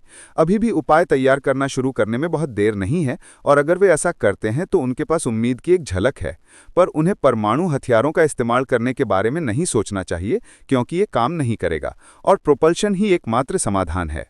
स्मॉफ हैरान है कि वो अभी भी इस बारे में बात कर रहा है, पर किल्सू कहता रहता है कि अभी उसकी प्रारंभिक त्वरण दर नगण्य होगी, पर फिर भी वे उसे खोज पाएंगे। स्मॉफ कहता रहता है कि वे उसके खिलाफ मुकदमा दायर करने वाले हैं, पर किल्सू कहता है कि उन्हें इसे मापने में हुई गलती समझना चाहिए। स्मॉफ कहता है कि वो नहीं चाहता कि वो इसका जिक्र करे कि उसने उसे चेतावनी नहीं दी थी, पर किल्सू उल्कापिंड के बारे में इतनी बकवास करता रहता है कि स्मॉफ अपना फोन कमरे में फेंक देता है, जो नाराज दिख रहा है। वो पूछता है कि उसे कैसे पता चला कि उल्कापिंड लगातार अपना रास्ता बदल रहा है। कोई दरवाज़ा खटखटाता है और स्मॉफ चिल्लाता है और पूछता है कि वो क्या चाहते हैं। वे उसे खोलते हैं और एक आदमी अंदर आता है। स्मॉफ कहता है कि अगर उसे इस बारे में और बकवास दिखाई देती है कि उल्कापिंड कितना अप्रत्याशित है तो उसे रुकना होगा, पर बेशक हमें और किसी नहीं बल्कि डैनियल से एक सरप्राइज विजिट मिलती है जिसे हमने उसके पहले जीवन में देखा था। स्मॉफ माफी मांगता है और कहता है कि उसका मतलब उसके साथ रूखे तरीके से पेश आना नहीं था, पर डैनियल कहता है कि उन्होंने रास्ते की गणना पूरी कर ली है और रामा असल में सीधे धरती की तरफ बढ़ रहा है। थोड़ी देर बाद एक और दरवाजा खुलता है, जैसा कि हम किल्सू के पैर देखते हैं। वो धीरे धीरे अंदर जाता है और हर कोई शांत है और उसे घूर रहा है। हम चार्लेट को भी वहां देखते हैं, जो खुश नहीं दिख रही है, पर ओड बहुत ज्यादा खुश है और किल्सू अपना परिचय देता है, कहते हुए कि वो एस्टेरॉयड डिफेंस टीम का नया प्रमुख है और वो उन सब के साथ फिर से काम करने के लिए उत्सुक है। ये सुनकर अच्छा लगा। थोड़ी देर बाद हम खबरों के कुछ लोगों को एक लॉन्च स्थल पर देखते हैं। वो कहती है कि वो सेंट अर्सेल स्पेस सेंटर के सामने खड़ी है और जैसा कि पहले आईएसडीसी द्वारा घोषणा की गई थी, एटलस आवर प्रोजेक्ट आज शाम 10 बजे, जो कि स्थानीय समय के हिसाब से सुबह 8 बजे है, लॉन्च होने वाला है। ये कुल 30 रॉकेट लॉन्च करेगा और उन्हें उल्कापिंड की सतह पर उतारेगा। फिर रॉकेट अपने थ्रस्ट का इस्तेमाल करके उल्कापिंड को उसके रास्ते से हटाएंगे। आज लॉन्च होने वाले 10 रॉकेटों के बाद आईएसडीसी का लक्ष्य है कि जैसे ही बाकी 20 रॉकेट तैयार हो जाएंगे वे उन्हें लॉन्च कर देंगे। अगला लॉन्च 3 हफ्ते में और आखिरी लॉन्च 6 हफ्ते में होगा। खबरों में एक महिला कहती है कि उसे यकीन है कि ये देखने लायक नज़ारा होगा, पर वो पूछती है कि क्या कोई वजह है कि वे सभी को एक साथ लॉन्च करने के बजाय रॉकेटों को अलग अलग लॉन्च में बांट रहे हैं। वो रामा के विकृत लंबे फुटबॉल जैसे आकार की वजह से है। इसलिए हर रॉकेट को उल्कापिंड के अलग अलग बिंदुओं पर उतरने के लिए खास लैंडिंग तंत्र का इस्तेमाल करना होगा, इससे पहले कि वो एक साथ प्रज्वलित हों और उल्कापिंड को धरती से दूर धकेलने के लिए काफ़ी बल लगाएं। खबरों वाली महिला कहती है कि वो समझ गई और ये बहुत प्रभावी तरीका है। आईएसडीसी टावर पर हम उन सभी को एटलस के लॉन्च के लिए उल्टी गिनती शुरू करते हुए देखते हैं। सभी अपने मॉनिटर पर टिके हुए हैं और आखिरकार उल्टी गिनती 0 पर पहुंचती है और ये लॉन्च हो जाता है। रॉकेट इंजन चलने लगते हैं और हम उसे आसमान में उड़ते हुए देखते हैं, जैसा कि वे लोग भी आईएसडीसी से देखते हैं। वो कहते हैं कि ऊंचाई हासिल हो गई है और वे स्टेज 1 इंजनों को निलंबित करेंगे और अलग कर देंगे। अलगाव सफल रहा और वे नीचे और नीचे जाते रहते हैं। किल्सू ऊपर से देखता है, ये उम्मीद करते हुए कि ये सच में काम करेगा। थोड़ी देर बाद रॉकेट आसमान में इतना ऊपर चला जाता है कि उसे और देखा नहीं जा सकता। ओड उन्हें बताती है कि उन्होंने ये कर दिया और उन्होंने सभी 10 रॉकेटों को सफलतापूर्वक लॉन्च कर दिया। पर वो तुरंत फोन पर है और कह रहा है कि रॉकेट नंबर 13 में स्टेज 2 रॉकेटों में एक समस्या है और ये वैसी ही समस्या लगती है जैसी उनके पास L3 और N1 वाल्व्स के साथ थी, तो उन्हें दोनों को बदलना होगा। सामने वाला आदमी कुछ कहता है पर हमें उसे सुनने को नहीं मिलता। किल्सू फिर भी उस पर चिल्लाता है और कहता है कि क्या वो सच में किसी मामूली चीज के बारे में शिकायत कर रहा है। फिर वो पूछता है कि क्या वे अपना दिमाग खो चुके हैं और कहता है कि अगर उनके वायुमंडल में एक भी रॉकेट फटता है तो परमाणु परिणाम विनाशकारी होंगे, और पूछता है कि अगर ऐसा होता है तो वे क्या करेंगे। दूसरी तरफ का आदमी बहस करने लगता है, पर किल्सू कहता है कि उन्हें निकाल दिया गया है और उन्हें सामान पैक करके तुरंत निकल जाना चाहिए। वो सोचता है कि ये कैसे मुमकिन है और ये सभी तथाकथित एक्सपर्ट्स जो यहाँ काम करने के लिए योग्य से ज़्यादा हैं, इसे इतने हल्के में कैसे ले रहे हैं। अब वो कह सकता है कि ताई को बिना किसी वजह के शिकायत नहीं कर रहा था। अगर वो यहाँ होता, वो जानता है कि वो उस पर कितना भी भरोसा करना चाहता है, पर वो समझता है कि वो सिर्फ वही करता है अपने गुरूर की वजह से, और उसे एहसास होता है कि अगर वो सब कुछ खुद नहीं करेगा तो वो किसी पर भी भरोसा नहीं कर सकता और कुछ ना कुछ गलत हो जाएगा।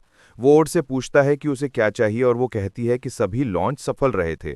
वो पूछता है कि क्या ये पहले ही खत्म हो गया, पर कहता है कि वो अंदाज़ा लगाता है कि अब समय हो गया है और पूछता है कि क्या कुछ और है। वो कहती है नहीं और बस इतना ही, और वो उसे अच्छा काम करने के लिए कहता है जबकि वो अपने फ़ोन पर किसी और को बुला रहा है। वो कहता है कि उसे एक नया लीड कंपोनेंट्स इंजीनियर चाहिए। फिर हमें 3 हफ्ते बाद का समय दिखता है जब एटलस 10 रॉकेट अब लैंडिंग की कोशिश कर रहा है। हम डैनियल को भी वहां देखते हैं और वो किल्सू और ओड को देख रहा है। वे रामा पर सफलतापूर्वक उतरते हैं और प्रपल्शन सिस्टम अब सुरक्षित हो रहा है। ओड गिल्सू को देखती है और कहती है कि वो ज़्यादा अच्छा नहीं लग रहा है, और हम देखते हैं कि वो बहुत ख़राब लग रहा है। वो कहती है कि मिशन अच्छा चल रहा है और ये आखिरी रॉकेट है, इसलिए उसे आज जल्दी घर जाना चाहिए और आराम करना चाहिए। वो कहता है कि इसकी ज़रूरत नहीं होगी, पर वो उसे बताती है कि वो इस प्रोजेक्ट की रीढ़ है और अगर वो बीमार हो जाता है तो ये अच्छा नहीं होगा। पर वो उसे बताता है कि अगर वे एक भी रॉकेट खो देते हैं तो वे उल्कापिंड को नहीं रोक पाएंगे और वो एक भी गलती नहीं कर सकता। एटलस 10 अब रामा की सतह पर सुरक्षित है। वो उसे गले लगाना शुरू कर देती है और कहती है कि उन्होंने ये कर दिया, और गिल्सू मुस्कुराता है और कहता है कि वे सिर्फ आधे रास्ते पर हैं, पर उन्होंने ये कर दिया जो अच्छा है। अब अगर उनका प्रपल्शन सिस्टम सही है तो वे आराम कर सकते हैं। पर हम स्क्रीन को तुरंत लाल चमकते हुए देखते हैं और उनके 10 में गड़बड़ी है और ऊंचाई नियंत्रण प्रणाली खराब हो रही है। उन्होंने गुरुत्वाकर्षण बल की दिशा में एक समस्या का पता लगाया है और ये उनकी उम्मीद से कहीं ज़्यादा मजबूत है। किल्सू पूछता है कि क्या दूसरे प्रपल्शन सिस्टम के लिए लैंडिंग साइटों के पास कोई इसी तरह के इलाके हैं। वे कहते हैं कि उन्हें अब तक कोई नहीं मिला है, और अगर होते भी तो उन्हें हैरानी नहीं होती। किल्सू पूछता है कि क्या वे बस इलाके के गुरुत्वाकर्षण का नक्शा बना सकते हैं। ओड कहती है कि यह मुश्किल होगा क्योंकि वे कक्षा में रहते हुए माप रहे हैं, इसलिए सिर्फ एक इलाके पर ध्यान केंद्रित करना मुश्किल है। उसे यकीन नहीं है कि वे एटलस 10 को वापस ऊपर खींच सकते हैं और उसे कहीं और उतार सकते हैं। वो एक मुश्किल जगह पर उतरा था और अगर वे ऐसा करने की कोशिश करते हैं तो वो फिसलकर गिर सकता है। वो पूछता है कि क्या ये गुरुत्वाकर्षण विसंगति की वजह से है। ओड कहती है कि ये एक वजह है, दूसरी ये कि वो एक पहाड़ की ढलान पर उतरा था और रामा की सतह पर पहाड़ उनकी सोच से ज़्यादा ऊंचे हैं। वो शायद कुछ करना बेहतर हो ये कहने जाती है, पर उसकी बात काट दी जाती है क्योंकि हम किसी को अरे नहीं चिल्लाते हुए सुनते हैं। वे दोबारा जांच करते हुए एक सेकंड के लिए हिचकिचाते हैं। किल्सू कहता है कि किसी को उससे बात करनी चाहिए। वे बताते हैं कि उन्होंने R10, R5 और R6 से सिग्नल खो दिए हैं और ज़मीन उनके नीचे से ढह गई थी। ओट पूछती है कि क्या उन्होंने सच में 3 रॉकेट खो दिए हैं, और किल्सू फर्श पर पीछे की तरफ गिरने लगता है। ओड मुड़ती है और उसे गिरते हुए देखती है और उसका नाम चिल्लाती है। कुछ समय बाद किल्सू अस्पताल की छत पर देखता हुआ जागता है, जिसके पास ओड बैठी है। वो उसे पुकारने लगती है और वो सोचता है कि वो यहाँ क्या कर रही है, और हम उसके आंखों में आंसू देखते हैं। वो कहता है कि उन्होंने 3 रॉकेट खो दिए, पर उनके पास अभी भी उतरने की जगह है और उसे पक्का करना होगा कि वो सफल हो। इससे पहले कि वो उससे कुछ कह पाता, वो डॉक्टर को बुलाते हुए बाहर भाग जाती है। हम डैनियल और ISDC के बहुत से दूसरे लोगों को उसके सामने खड़े देखते हैं। वे उससे कहने लगते हैं कि ये कितनी दया की बात है और इसी यही वजह है कि तुम्हें प्रचार के लिए टीवी शो में जाने वाले आदमी पर भरोसा नहीं करना चाहिए और ये सब उसकी गलती है। डैनियल कहते हैं कि अब उंगली उठाना बेमानी है और वे बाद में पता लगाएंगे कि किसकी गलती है। उन्हें अगले कदमों पर चर्चा करनी होगी और वो गिल्सू को घूर रहा है। वो उसे बताता है कि वो साफ कहेगा और एटलस प्रोजेक्ट नाकाम हो गया है और वो बहुत निराश है, पर सच कहूँ तो उसे इसके लिए कभी ज़्यादा उम्मीद नहीं थी, पर फिर भी ये अफसोस की बात है। हालांकि वो जनता को ये नहीं बताएगा कि ये प्रोजेक्ट नाकाम हो गया है। आखिरकार सामाजिक अशांति उनकी निकासी योजना में रुकावट डाल सकती है। किल्सू सोचता है कि निकासी योजना से उसका क्या मतलब है और पूछता है कि क्या वो सच में कह रहा है। लोग कहते हैं, जैसा कि कहा जाता है, अपने सारे अंडे एक ही टोकरी में नहीं रखने चाहिए, और क्या उसे सच में लगता था कि वे इंसानियत का भविष्य सिर्फ उसके हाथों में सौंप देंगे। उन्होंने तब से ही बैकअप प्लान तैयार कर लिए थे जब से उल्कापिंड का खतरा साफ हो गया था। वो सोचता है कि कब से, और जब उन्होंने कहा कि वे और ज़्यादा इंजन परीक्षणों के लिए फंड नहीं दे सकते, तो क्या ये इसलिए था क्योंकि उन्होंने वो पैसा निकासी फंड में डाल दिया था। डैनियल मुस्कुराता है और किल्सू ऊपर की तरफ देखता है, पर वो बड़ी मुश्किल से खड़ा हो पा रहा था। डैनियल कहता है कि अब जब एटलस प्रोजेक्ट नाकाम हो गया है तो वो उसे निकासी योजना प्रोजेक्ट नोह पर सौंपना चाहता है, और उसे यकीन है कि उसकी प्रतिभा वाला आदमी इसकी कमान संभाल सकता है और इसे सफल होते हुए देख सकता है। वे सभी उसे अपनी आंखों में उत्सुकता के साथ देखते हैं और वो ओड को पीछे से उसे घूरते हुए देखता है। वो उससे आंखें मिलाता है और कहता है कि प्रोजेक्ट नोह ठीक लगता है। फिर वो ISDC स्पेस सेंटर में जाता है, जिसे पोर्ट डेविड कहा जाता है, और अब वे प्रोजेक्ट नोह के आखिरी चरण में है। हम एक बड़ा जहाज देखते हैं जिस पर हर कोई सवाल हो रहा है, और किल्सू नीचे से देखता है और यार वो बहुत थका हुआ लग रहा है। ओट पूछती है कि क्या वो सच में उनके साथ नहीं आ रहा है। वो कहता है कि ये ठीक है। वो पूछती है कि क्यों, और वो कहता है कि उसने उसे कई बार बताया है कि ये उसकी सेहत की वजह से है। वो पूछती है कि वे उसके बिना कैसे संभाल पाएंगे, और प्रोजेक्ट एटलस और नोह दोनों सिर्फ उसकी वजह से ही मुमकिन थे। वो कहता है कि तो फिर उनके पास वो होगी तो उन्हें चिंता करने की ज़रूरत नहीं है, और उसे यकीन है कि बाकी लोग भी अपनी तरफ से पूरी कोशिश करेंगे। वो निराश दिखती है और वो बता सकता है कि वो निराश है, और वे आसमान की तरफ देखता है और सोचता है कि आखिरी बार उसे निराशा कब हुई थी। वो उसे झूठा कहती है जिससे वो चौंक जाता है, और वो कहती है कि वो जानती है कि वो किसी पर भरोसा नहीं करता। वो पूछता है कि उसका क्या मतलब है। इससे पहले कि वो कुछ और कह पाती, वो कहती है कि वो कभी किसी पर भरोसा नहीं करती और वो हमेशा सब कुछ खुद ही करती है, तो वो अब पीछे क्यों हट रहा है। और अगर वो सोचता है कि इसलिए कि वो अंतरिक्ष में जाने के लिए बहुत अच्छा है, वो अपना हेलमेट ज़मीन पर पटक देती है और कहती है कि वो भी नहीं जाना चाहती है। वो उसे शांत होने के लिए कहता है, और अगर वो नहीं जाती तो कोई नहीं होगा जो इंजनों को संभालेगा। वो कहती है कि अब उसे कोई परवाह नहीं है, और वो अपने दस्ताने उतार देती है। वो उसका हाथ पकड़ लेता है जिससे वो हैरान हो जाती है, और वो पूरी तरह से टूटकर अपनी आंखों से रोने लगती है। वो कहती है कि अगर ये इसलिए है कि वो प्रोजेक्ट एटलस के फेल होने के बारे में दोषी महसूस करता है तो बस इसे भूल जाओ। उसने अपनी तरफ से पूरी कोशिश की, और जिस गिल्सू को वो जानती है वो कभी भी असफलता को उसे कोई और तरीका ढूंढने से नहीं रोकेगी, तो वो अब हार क्यों मान रहा है। वो उसे बताता है कि वो हार नहीं मान रहा है, और उसके पीछे रुकने की एक अलग वजह है। वो उसकी तरफ देखती है और पूछती है कि वो क्या है, और वो एक सेकंड के लिए हिचकिचाता है। वो पूछती है कि वो अकेली ही इतनी उदास क्यों है, और वो अपने आंसुओं को रोकने की कोशिश करती है, पर वे भर की वो ऐसा नहीं कर पाती। वे उसे पुकारना शुरू कर देते हैं और कहते हैं कि उसे तुरंत बोर्डिंग गेट पर आना होगा। वो उसका हाथ अभी भी पकड़े हुए है, और वो उसे घूर कर देखता है और कहता है कि वे फिर मिलेंगे। ये एक क्लीशे विदाई है, पर उसे परवाह नहीं है। वो पूछती है कब और कैसे, और क्या वे मरने के बाद के जीवन के बारे में बात कर रही है जब वे दोनों मर चुके होंगे। वो कहता है नहीं और उस पर भरोसा करने को कहता है वे यकीनन फिर मिलेंगे और वो उसका हाथ हिला देता है। वो उसकी आंखों में देखती है और देखती है कि वो पूरी तरह से गंभीर है और उसे थोड़ी उम्मीद महसूस होने लगती है और कहती है कि जब वे फिर मिलेंगे तो वो उससे एक वादा चाहती है। वो अपने आंसुओं को रोकने लगती है और कहती है कि वो चाहती है कि वो उस पर भरोसा करे और अपने बोझ उसके साथ साझा करे। वो देखती है कि उसका रॉकेट आसमान में ऊपर की तरफ जा रहा है और वो कहता है कि जब भी वो उसके बारे में सोचता था तो उसका दिल थोड़ा दुखता था, पर आखिर में वो जानता है कि उसे क्या करना है, क्योंकि रामा एक बार फिर से धरती की तरफ तेजी से आ रहा है।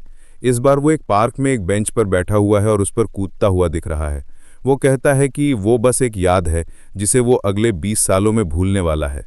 वो एक ठंडी बियर खोलता है और जैसे ही ज़मीन हिलती रहती है वो कहता है कि ये तीसरी बार है। वो उसे नीचे देखता है, एक घूंट लेता है और इस बार तो चीयर्स भी नहीं कहता और बस अपनी आंखें बंद करके अपने भाग्य को स्वीकार करता है। हम उसे अपने छोटे रूप में देखते हैं क्योंकि वो अपनी आंखें खोलता है और अपनी छत को देखता है और वो वापस वहीं आ गया है जहां उसने शुरू किया था। उसके माता पिता उसे जगाने के लिए बुलाना शुरू कर देते हैं। हम देखते हैं कि अब मई है। उसकी माँ कहती है कि अब लगभग स्कूल का समय हो गया है। वो 1 सेकंड के लिए बिस्तर के किनारे पर बैठता है और फिर उठकर बाहर चला जाता है। घंटी बजती है और हम देखते हैं कि उसका और ताइकू का नाम दोनों बोर्ड पर हैं। किल्सियो अपनी डेस्क पर अपनी थ्रस्टर इंजीनियरिंग 101 की किताब और खगोल विज्ञान की किताब के साथ अपनी खिड़की से बाहर देख रहा है और बाकी सबको खेलते हुए देख रहा है। वो कहता है कि एस्ट्रॉयड को पहले खोजना और उसके रास्ते का सही सही अंदाजा लगाना तबाही को नहीं रोकेगा और न ही इंजन टेक्नोलॉजी में हुई तरक्की, क्योंकि वो भी वो पहले ही आजमा चुका है। वो सोचता है कि इस बार उसकी योजना क्या होनी चाहिए। ये अफसोस की बात है कि वो रामा का ठिकाना नहीं ढूंढ सकता, क्योंकि अगर वो ऐसा कर भी लेता और लोगों को चेतावनी देता तो कोई भी एक बच्चे पर यकीन नहीं करेगा। उसे ऑट की बात याद आती है जब उसने पूछा था कि क्या कोई तरीका है जिससे वो उसकी मदद कर सकती है, और वो सोचता है कि वो क्या था, क्योंकि उसकी यादें बहुत धुंधली हैं और कैसे उन्होंने एक दूसरे से मिलने का वादा किया था और वो कितनी उदास थी। उसका दिल दुखने लगता है और ताइकू पूछता है कि क्या वो आज अपनी टेक नहीं कर रहा है। किल्सू उसे हैरान होकर देखता है और ताइकू कहता है कि वो आज अपनी टेक नहीं कर रहा है और कहता है कि वो महीनों से पागलपन की तरह ये कर रहा था और क्या उसने हार मान ली है या कुछ और। किल्सू ऐसा ही कुछ कहता और कहता है कि ये एक तरह से बेकार हो गया और एक बेहतर इंजन बनाने का कोई फायदा नहीं था। ताइकू पूछता है कि वो क्या कह रहा है और कहता है कि ऐसा लगता है कि वो पहले ही कुछ बना चुका है। किल्सू चौंक जाता है यह एहसास करते हुए कि वो फिसल गया। वो कहता है कि उसने अपनी दिलचस्पी खो दी, जैसे उसने खगोल शास्त्री बनने से हार मान ली थी। वो सोचता है कि ताइकू इतना शांत क्यों है और क्या ये साफ है कि वो झूठ बोल रहा था, पर वो देखता है कि ताइकू बहुत ज्यादा गुस्से में है।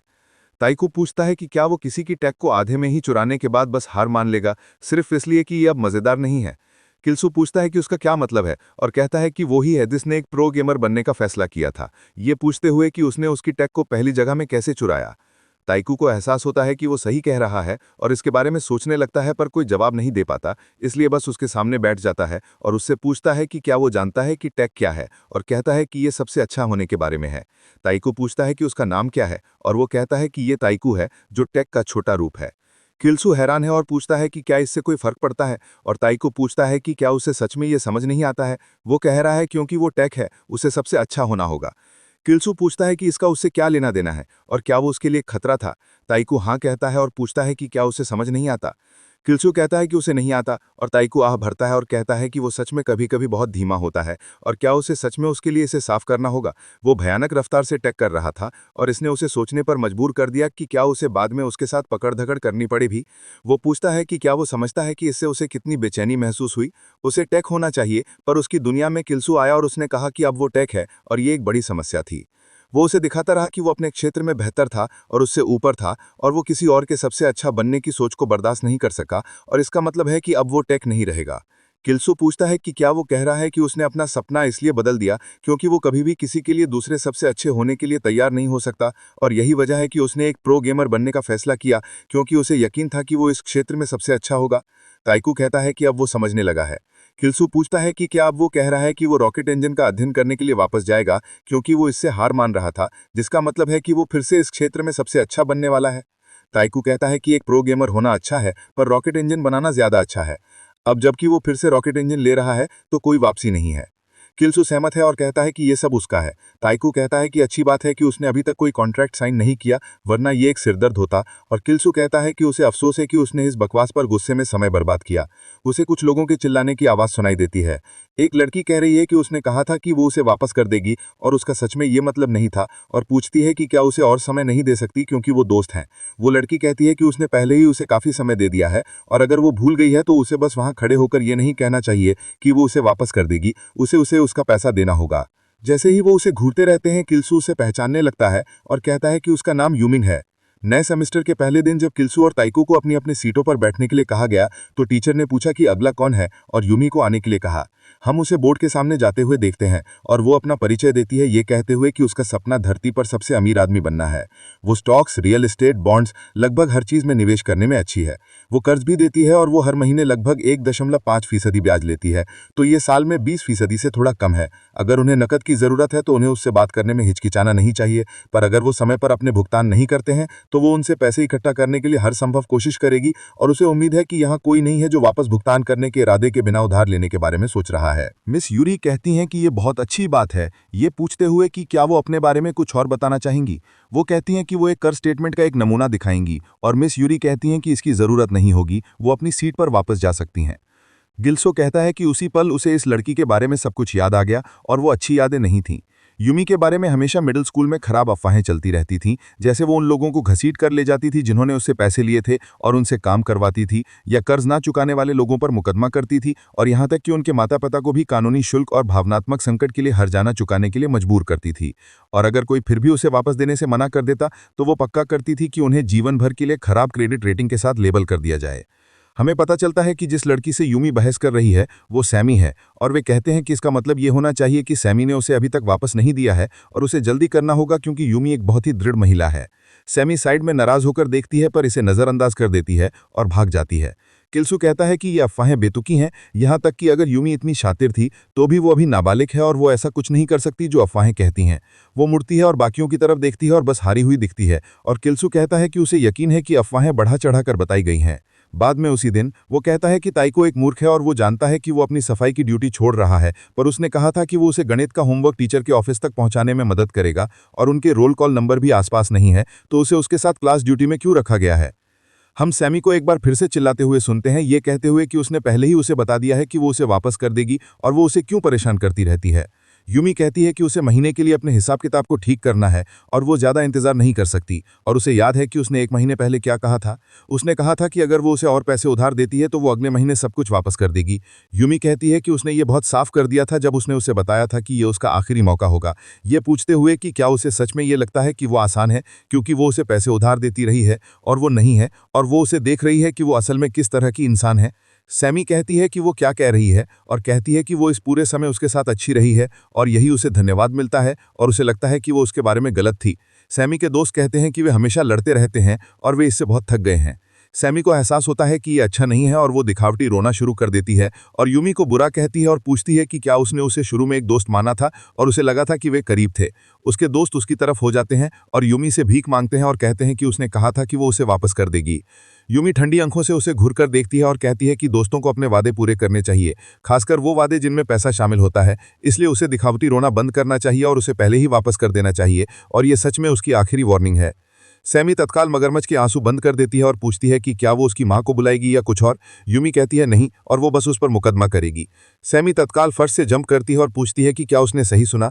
यूमी कहती है कि ये सही है और उसने पैसे वापस करने के लिए काफ़ी समय दे दिया है और वो अभी भी देने से मना कर रही है, तो उसके पास मुकदमा करने के अलावा कोई चारा नहीं है। सैमी पूछती है कि क्या वो गंभीर है और यूमी सच कहूं तो वो सबसे पहले उसके माता पिता को बुलाने के बारे में सोच रही थी, पर उसने फैसला किया कि ऐसा न करना ही बेहतर होगा और उसे देखकर ये साफ है कि उसे ये रवैया कहाँ से मिला। तो उसके माता पिता से निपटने के बजाय उस पर मुकदमा करना ज्यादा आसान होगा। सैमी उसे एक बेवकूफ़ कहती है और पूछती है कि क्या उसने सच में उसके माता पिता का अपमान किया। यूमी कहती है कि अगर वो इस तरह की बात नहीं सुनना चाहती थी तो उसे शुरू में ही अच्छा बर्ताव करना चाहिए था। फिर हम सैमी को गुस्से में अपनी मुट्ठी भींचकर हवा में उठाते हुए देखते हैं, जो उसे थप्पड़ मारने वाली है, और किल्सू बस कोने से देख रहा है। यूमी उसे आगे बढ़कर मारने के लिए कहती है और कहती है कि उसे सजा भुगतने के लिए तैयार रहना होगा। वो धमकाने की रिपोर्ट करेगी और पक्का करेगी कि उसके एकेडमिक रिकॉर्ड पर सस्पेंशन हो जाए। हम सैमी के हाथ कांपते हुए देखते हैं। वो फैसला करती है कि उसे ऐसा नहीं करना चाहिए और अपना हाथ नीचे कर लेती है और कहती है कि वो उसे उसका पैसा वापस दे देगी, और पूछती है कि क्या वो अब खुश है। वो अपनी दोस्तों से पूछती है कि क्या उनके पास कोई पैसा है। कितने बुरी दोस्त है। वे अपना पैसा जमीन पर फेंकना शुरू कर देती हैं।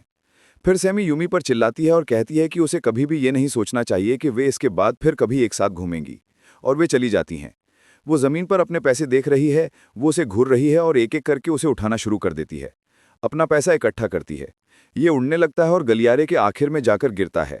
वो जाती है और उसे पकड़ लेती है सिर्फ ऊपर देखने के लिए और किल्सू को वहाँ खड़े होकर उसे घूरते हुए देखती है। वे आंखें मिलाते हैं और वो वापस साइड में अपने पैसे की तरफ देखती है। किल्सू पूछता है कि वो थोड़ा अच्छा क्यों नहीं बनने की कोशिश करती, और अगर वो ऐसा ही करती रही तो ये उसके लिए और भी मुश्किल हो जाएगा। यूमी पूछती है कि इससे उसे क्या फ़र्क पड़ता है, और वो कहता है कि ये उसका काम नहीं है, पर उसे देखना एक तरह से निराशाजनक है। वो हंसती और पूछती है कि उसका क्या मतलब है, और कहती है कि वो बस अपनी तरफ से चीज़ें कर रही है, और अगर वो सोचता है कि वो निराशाजनक नहीं है तो वो हमेशा अपनी नाक किताब में घुसाए रहता है। वो दूसरे बच्चों से बात भी नहीं करता और ताइकू के अलावा उसका और कोई दोस्त नहीं है। फिर वो सोचती है कि क्या वे दोस्त भी हैं, और वो उसके बजाय असल सामाजिक कौशल वाले किसी से सलाह लेना पसंद करेगी। फिर वो चली जाती है और वो उसे फिर से गलियारे से नीचे जाते हुए देखता है।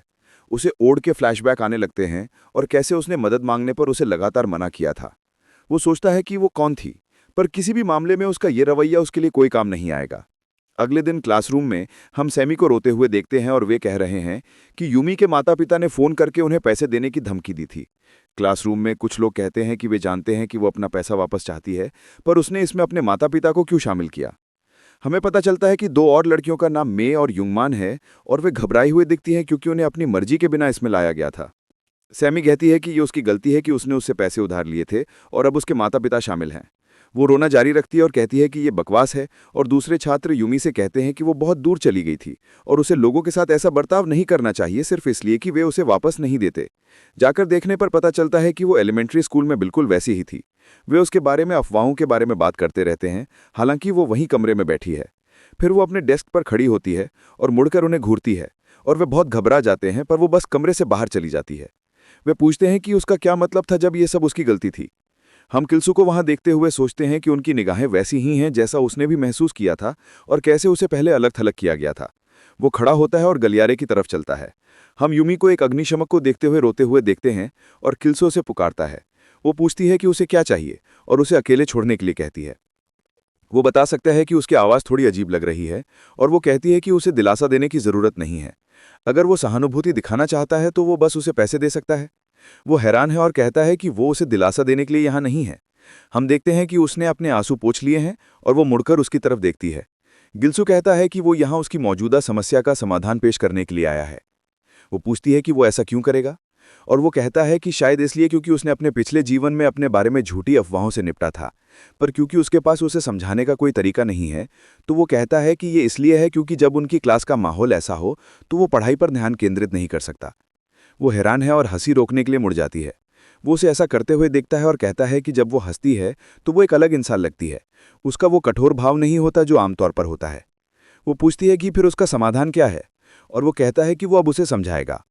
कुछ देर बाद स्कूल की घंटी बजती है और किल्सू यूमी की तरफ देखता है जो उसे ओके का हिशावत कर रही है।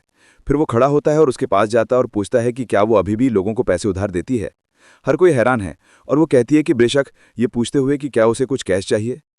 वो कहता है कि उसे $2 चाहिए, और वो स्कूल के बाद एक इंटरनेट कैफ़े जाना चाहता है, पर वो अपना बटुआ घर पर भूल गया और वो कल उसे वापस कर देगा। वो हैरान है कि ये सिर्फ $2 है, और वो पूछता है कि क्या वो छोटे कर्ज देती है। वो कहती है कि बेशक न्यूनतम 1 है और ब्याज हर महीने 1.5% है। वो उसे कॉन्ट्रैक्ट पर साइन करने के लिए कहती है, और वे नज़रें मिलाते हैं क्योंकि ये सब योजना के मुताबिक चल रहा है।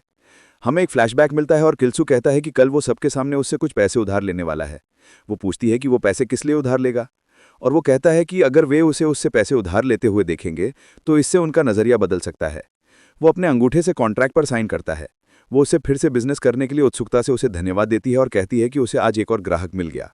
अब वो बाथरूम जाने वाली है, और जैसे ही वो बाहर निकलती है और चली जाती है, किल्सू अपने अंगूठे पर लगे दर्द को देख रहा है।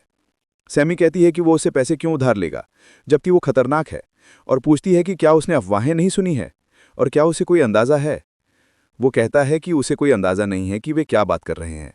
वे उसे बताते हैं कि ये बहुत बुरा है, और वो पूछता है कि वे सच में कितने बुरे हो सकते हैं। सैमी कहती है कि उसने सुना है कि यूमी खराब लोगों के साथ रहती है और उन्हें उन लोगों से पैसे इकट्ठा करने के लिए कहती है जो समय पर उसे वापस नहीं देते।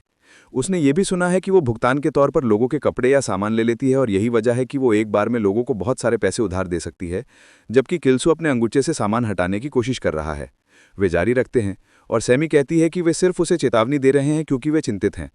गिल्सू कहता है कि क्या इसका मतलब ये नहीं होगा कि अगर वो उसे समय पर वापस कर देगा तो सब कुछ ठीक हो जाएगा। सैमी पूछती है कि उसका क्या मतलब है। वो कहता है कि अगर वो उसे समय पर वापस कर देगा तो कोई समस्या नहीं होगी।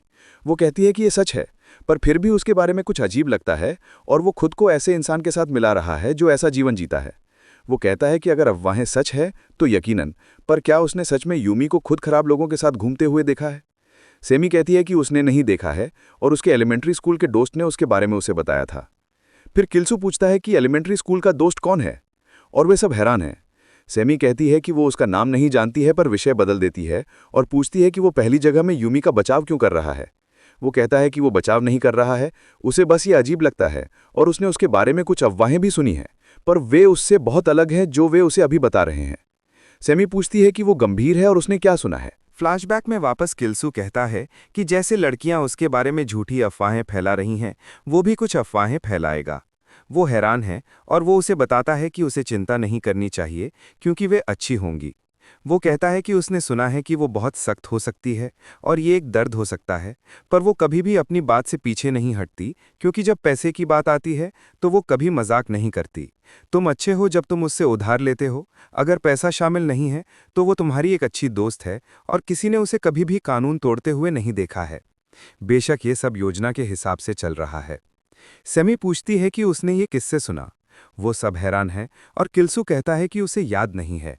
सैमी पूछती है कि क्या वो सच में उम्मीद करता है कि वे उस पर यकीन करेंगे जब उसे याद नहीं है कि उसने ये किससे सुना है, और उसे एहसास होता है कि ये वही है। उसने यूमी से कहा था कि बातचीत को इस दिशा में ले जाकर वो सैमी की कहानी, और जब वो उन्हें उसे बताएगा तो बस हो गया।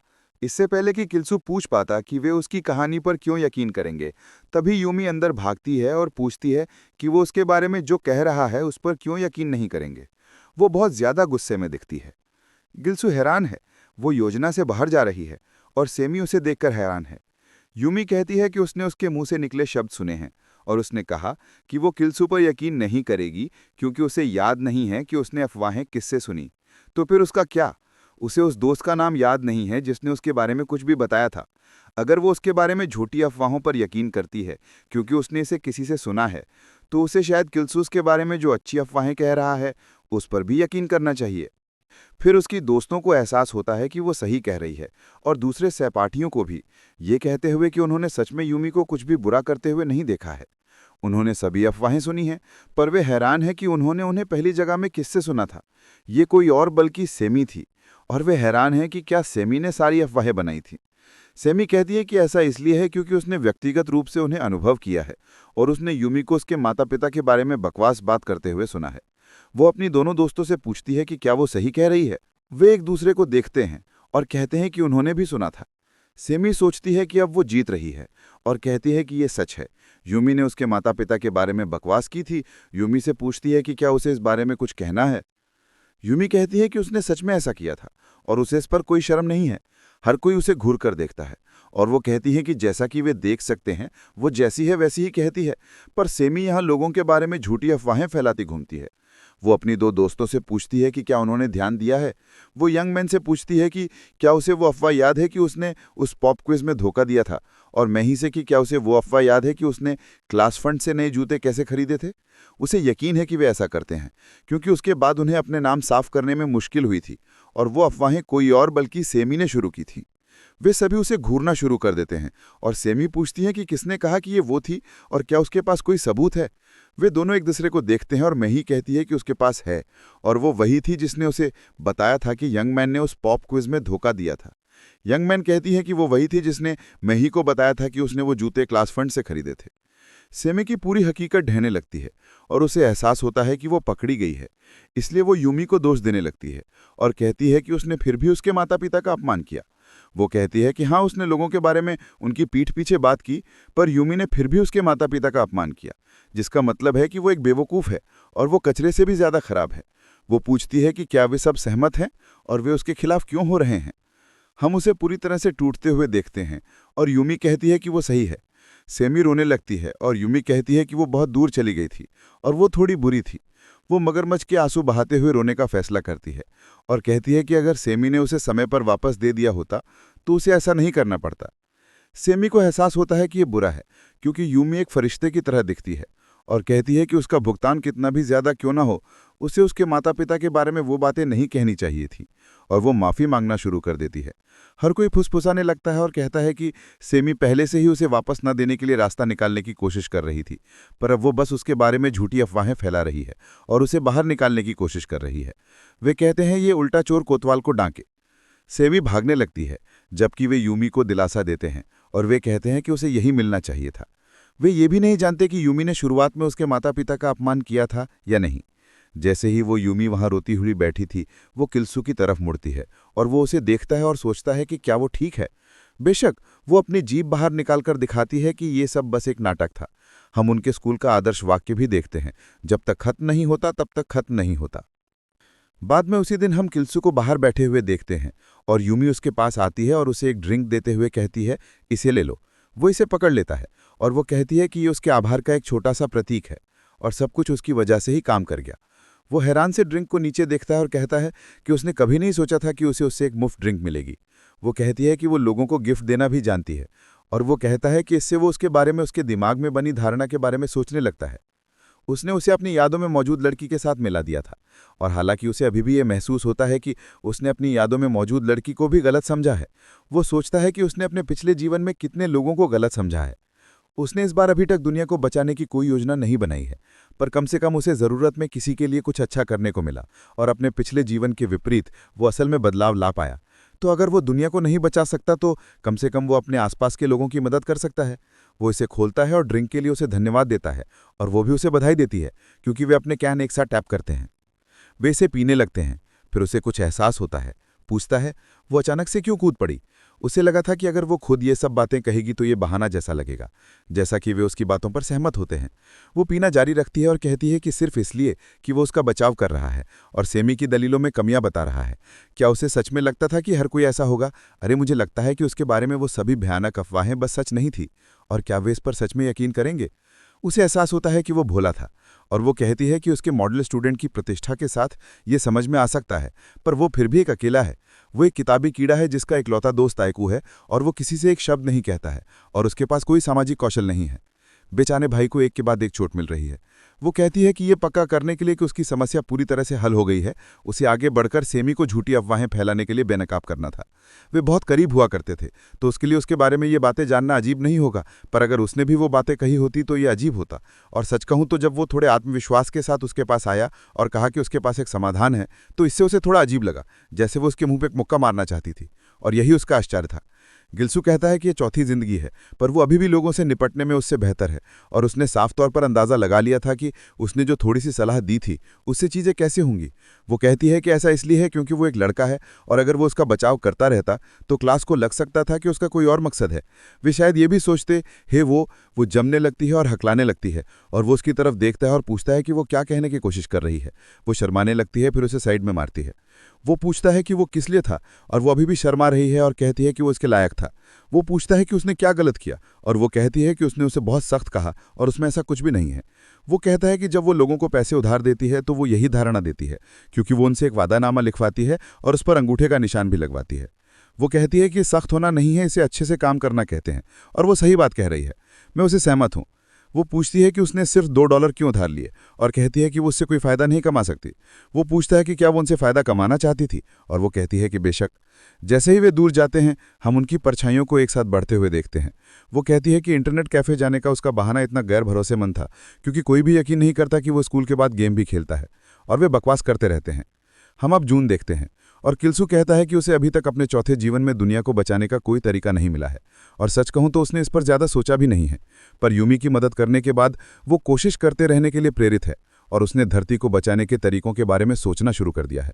वो इस नतीजे पर पहुंचा है कि उनके पास धरती पर जो टेक्नोलॉजी है उससे उल्कापिंड के बारे में कुछ भी करना असंभव है। वो कहीं और जैसे चांद पर एक शेल्टर स्थापित करने के बारे में सोचता है। आईएसडीसी हमेशा से चांद पर उपनिवेश बनाने में दिलचस्पी रखता था, जो गहरी अंतरिक्ष की खोज के लिए उनके प्राकृतिक उपग्रह का इस्तेमाल करता था, जो कम गुरुत्वाकर्षण वाले माहौल में अनोखे मिश्र धातु बनाने के लिए दुर्लभ संसाधनों को निकालता था। हालांकि ये योजना कभी अमल में नहीं आई क्योंकि इसमें बहुत ज़्यादा पैसा लगता था। अगर वो आईएसडीसी को एक प्रभावी समाधान पेश करता है तो चांद पर एक बेस एक हकीकत बन सकता है। हालांकि उसे जिस तकनीक की ज़रूरत होगी उसे विकसित करना शायद बहुत मुश्किल होगा। वो सोचता है, इंसान चांद पर कितने समय तक जीवित रह सकते हैं, क्योंकि वहां का गुरुत्वाकर्षण धरती का लगभग छठा हिस्सा है। धरती पर पैदा हुआ एक 3 साल का बच्चा और चांद पर पैदा हुआ एक 3 साल का बच्चा बहुत अलग होंगे। अध्ययनों से पता चला है कि कम गुरुत्वाकर्षण की वजह से मांसपेशियों और हड्डियों का क्षय होता है। 10 साल बाद धरती पर एक सामान्य बच्चा चांद पर एक खतरनाक जीव बन जाएगा। वे स्वस्थ रूप से बड़े नहीं हो पाएंगे। कम गुरुत्वाकर्षण की वजह से वे बहुत ज्यादा बड़े हो जाएंगे।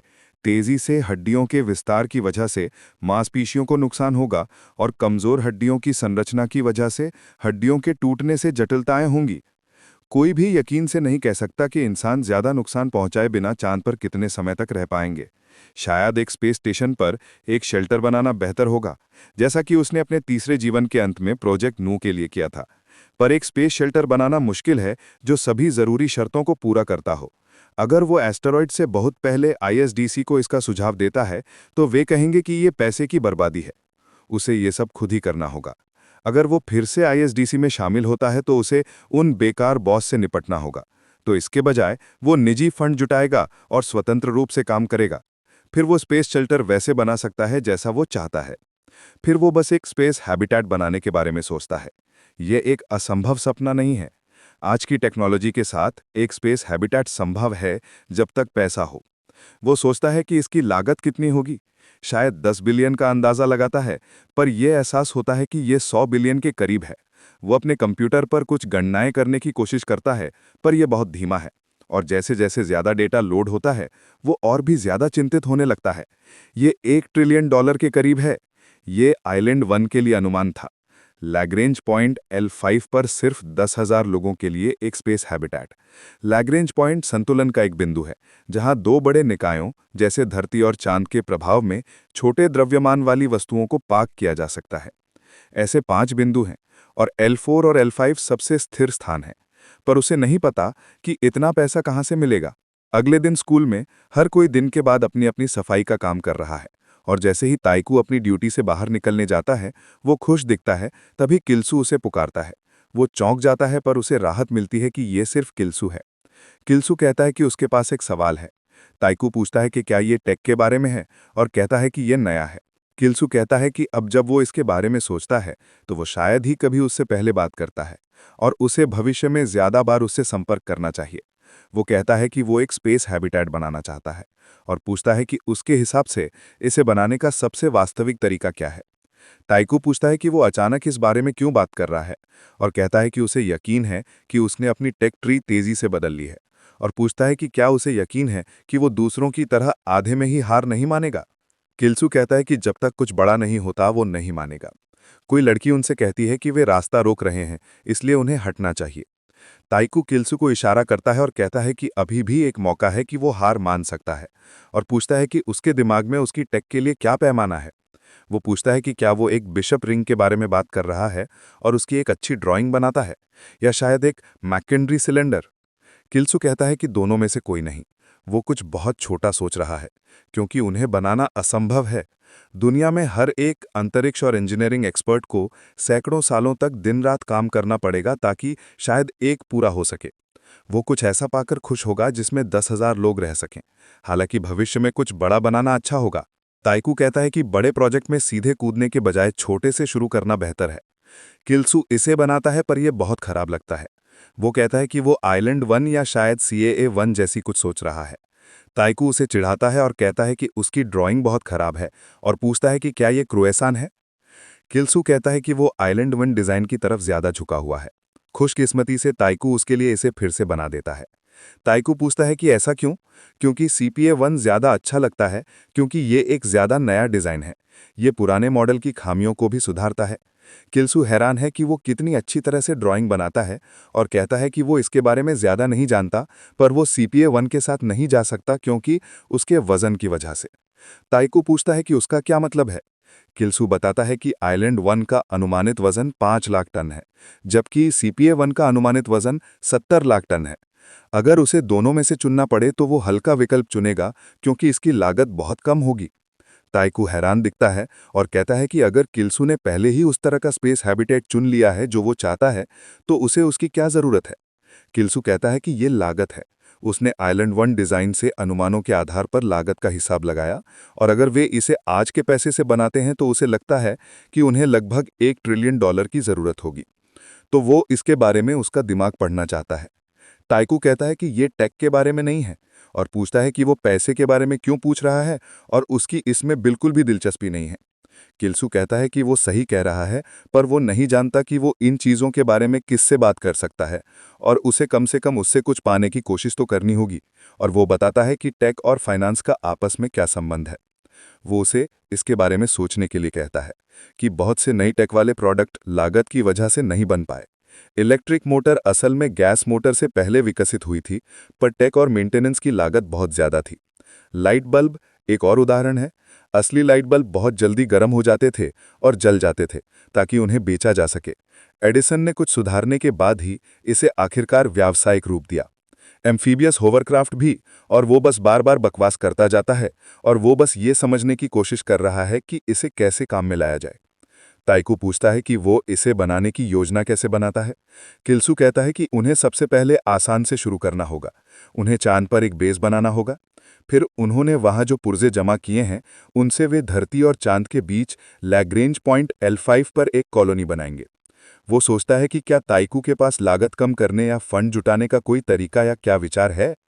ताइकू कहता है कि वो पैसा कमाने के बारे में कुछ नहीं जानता है और किल्सू ये कहता रहता है कि उसे यकीन है कि मजदूरी और परिवहन सबसे बड़े खर्च होंगे।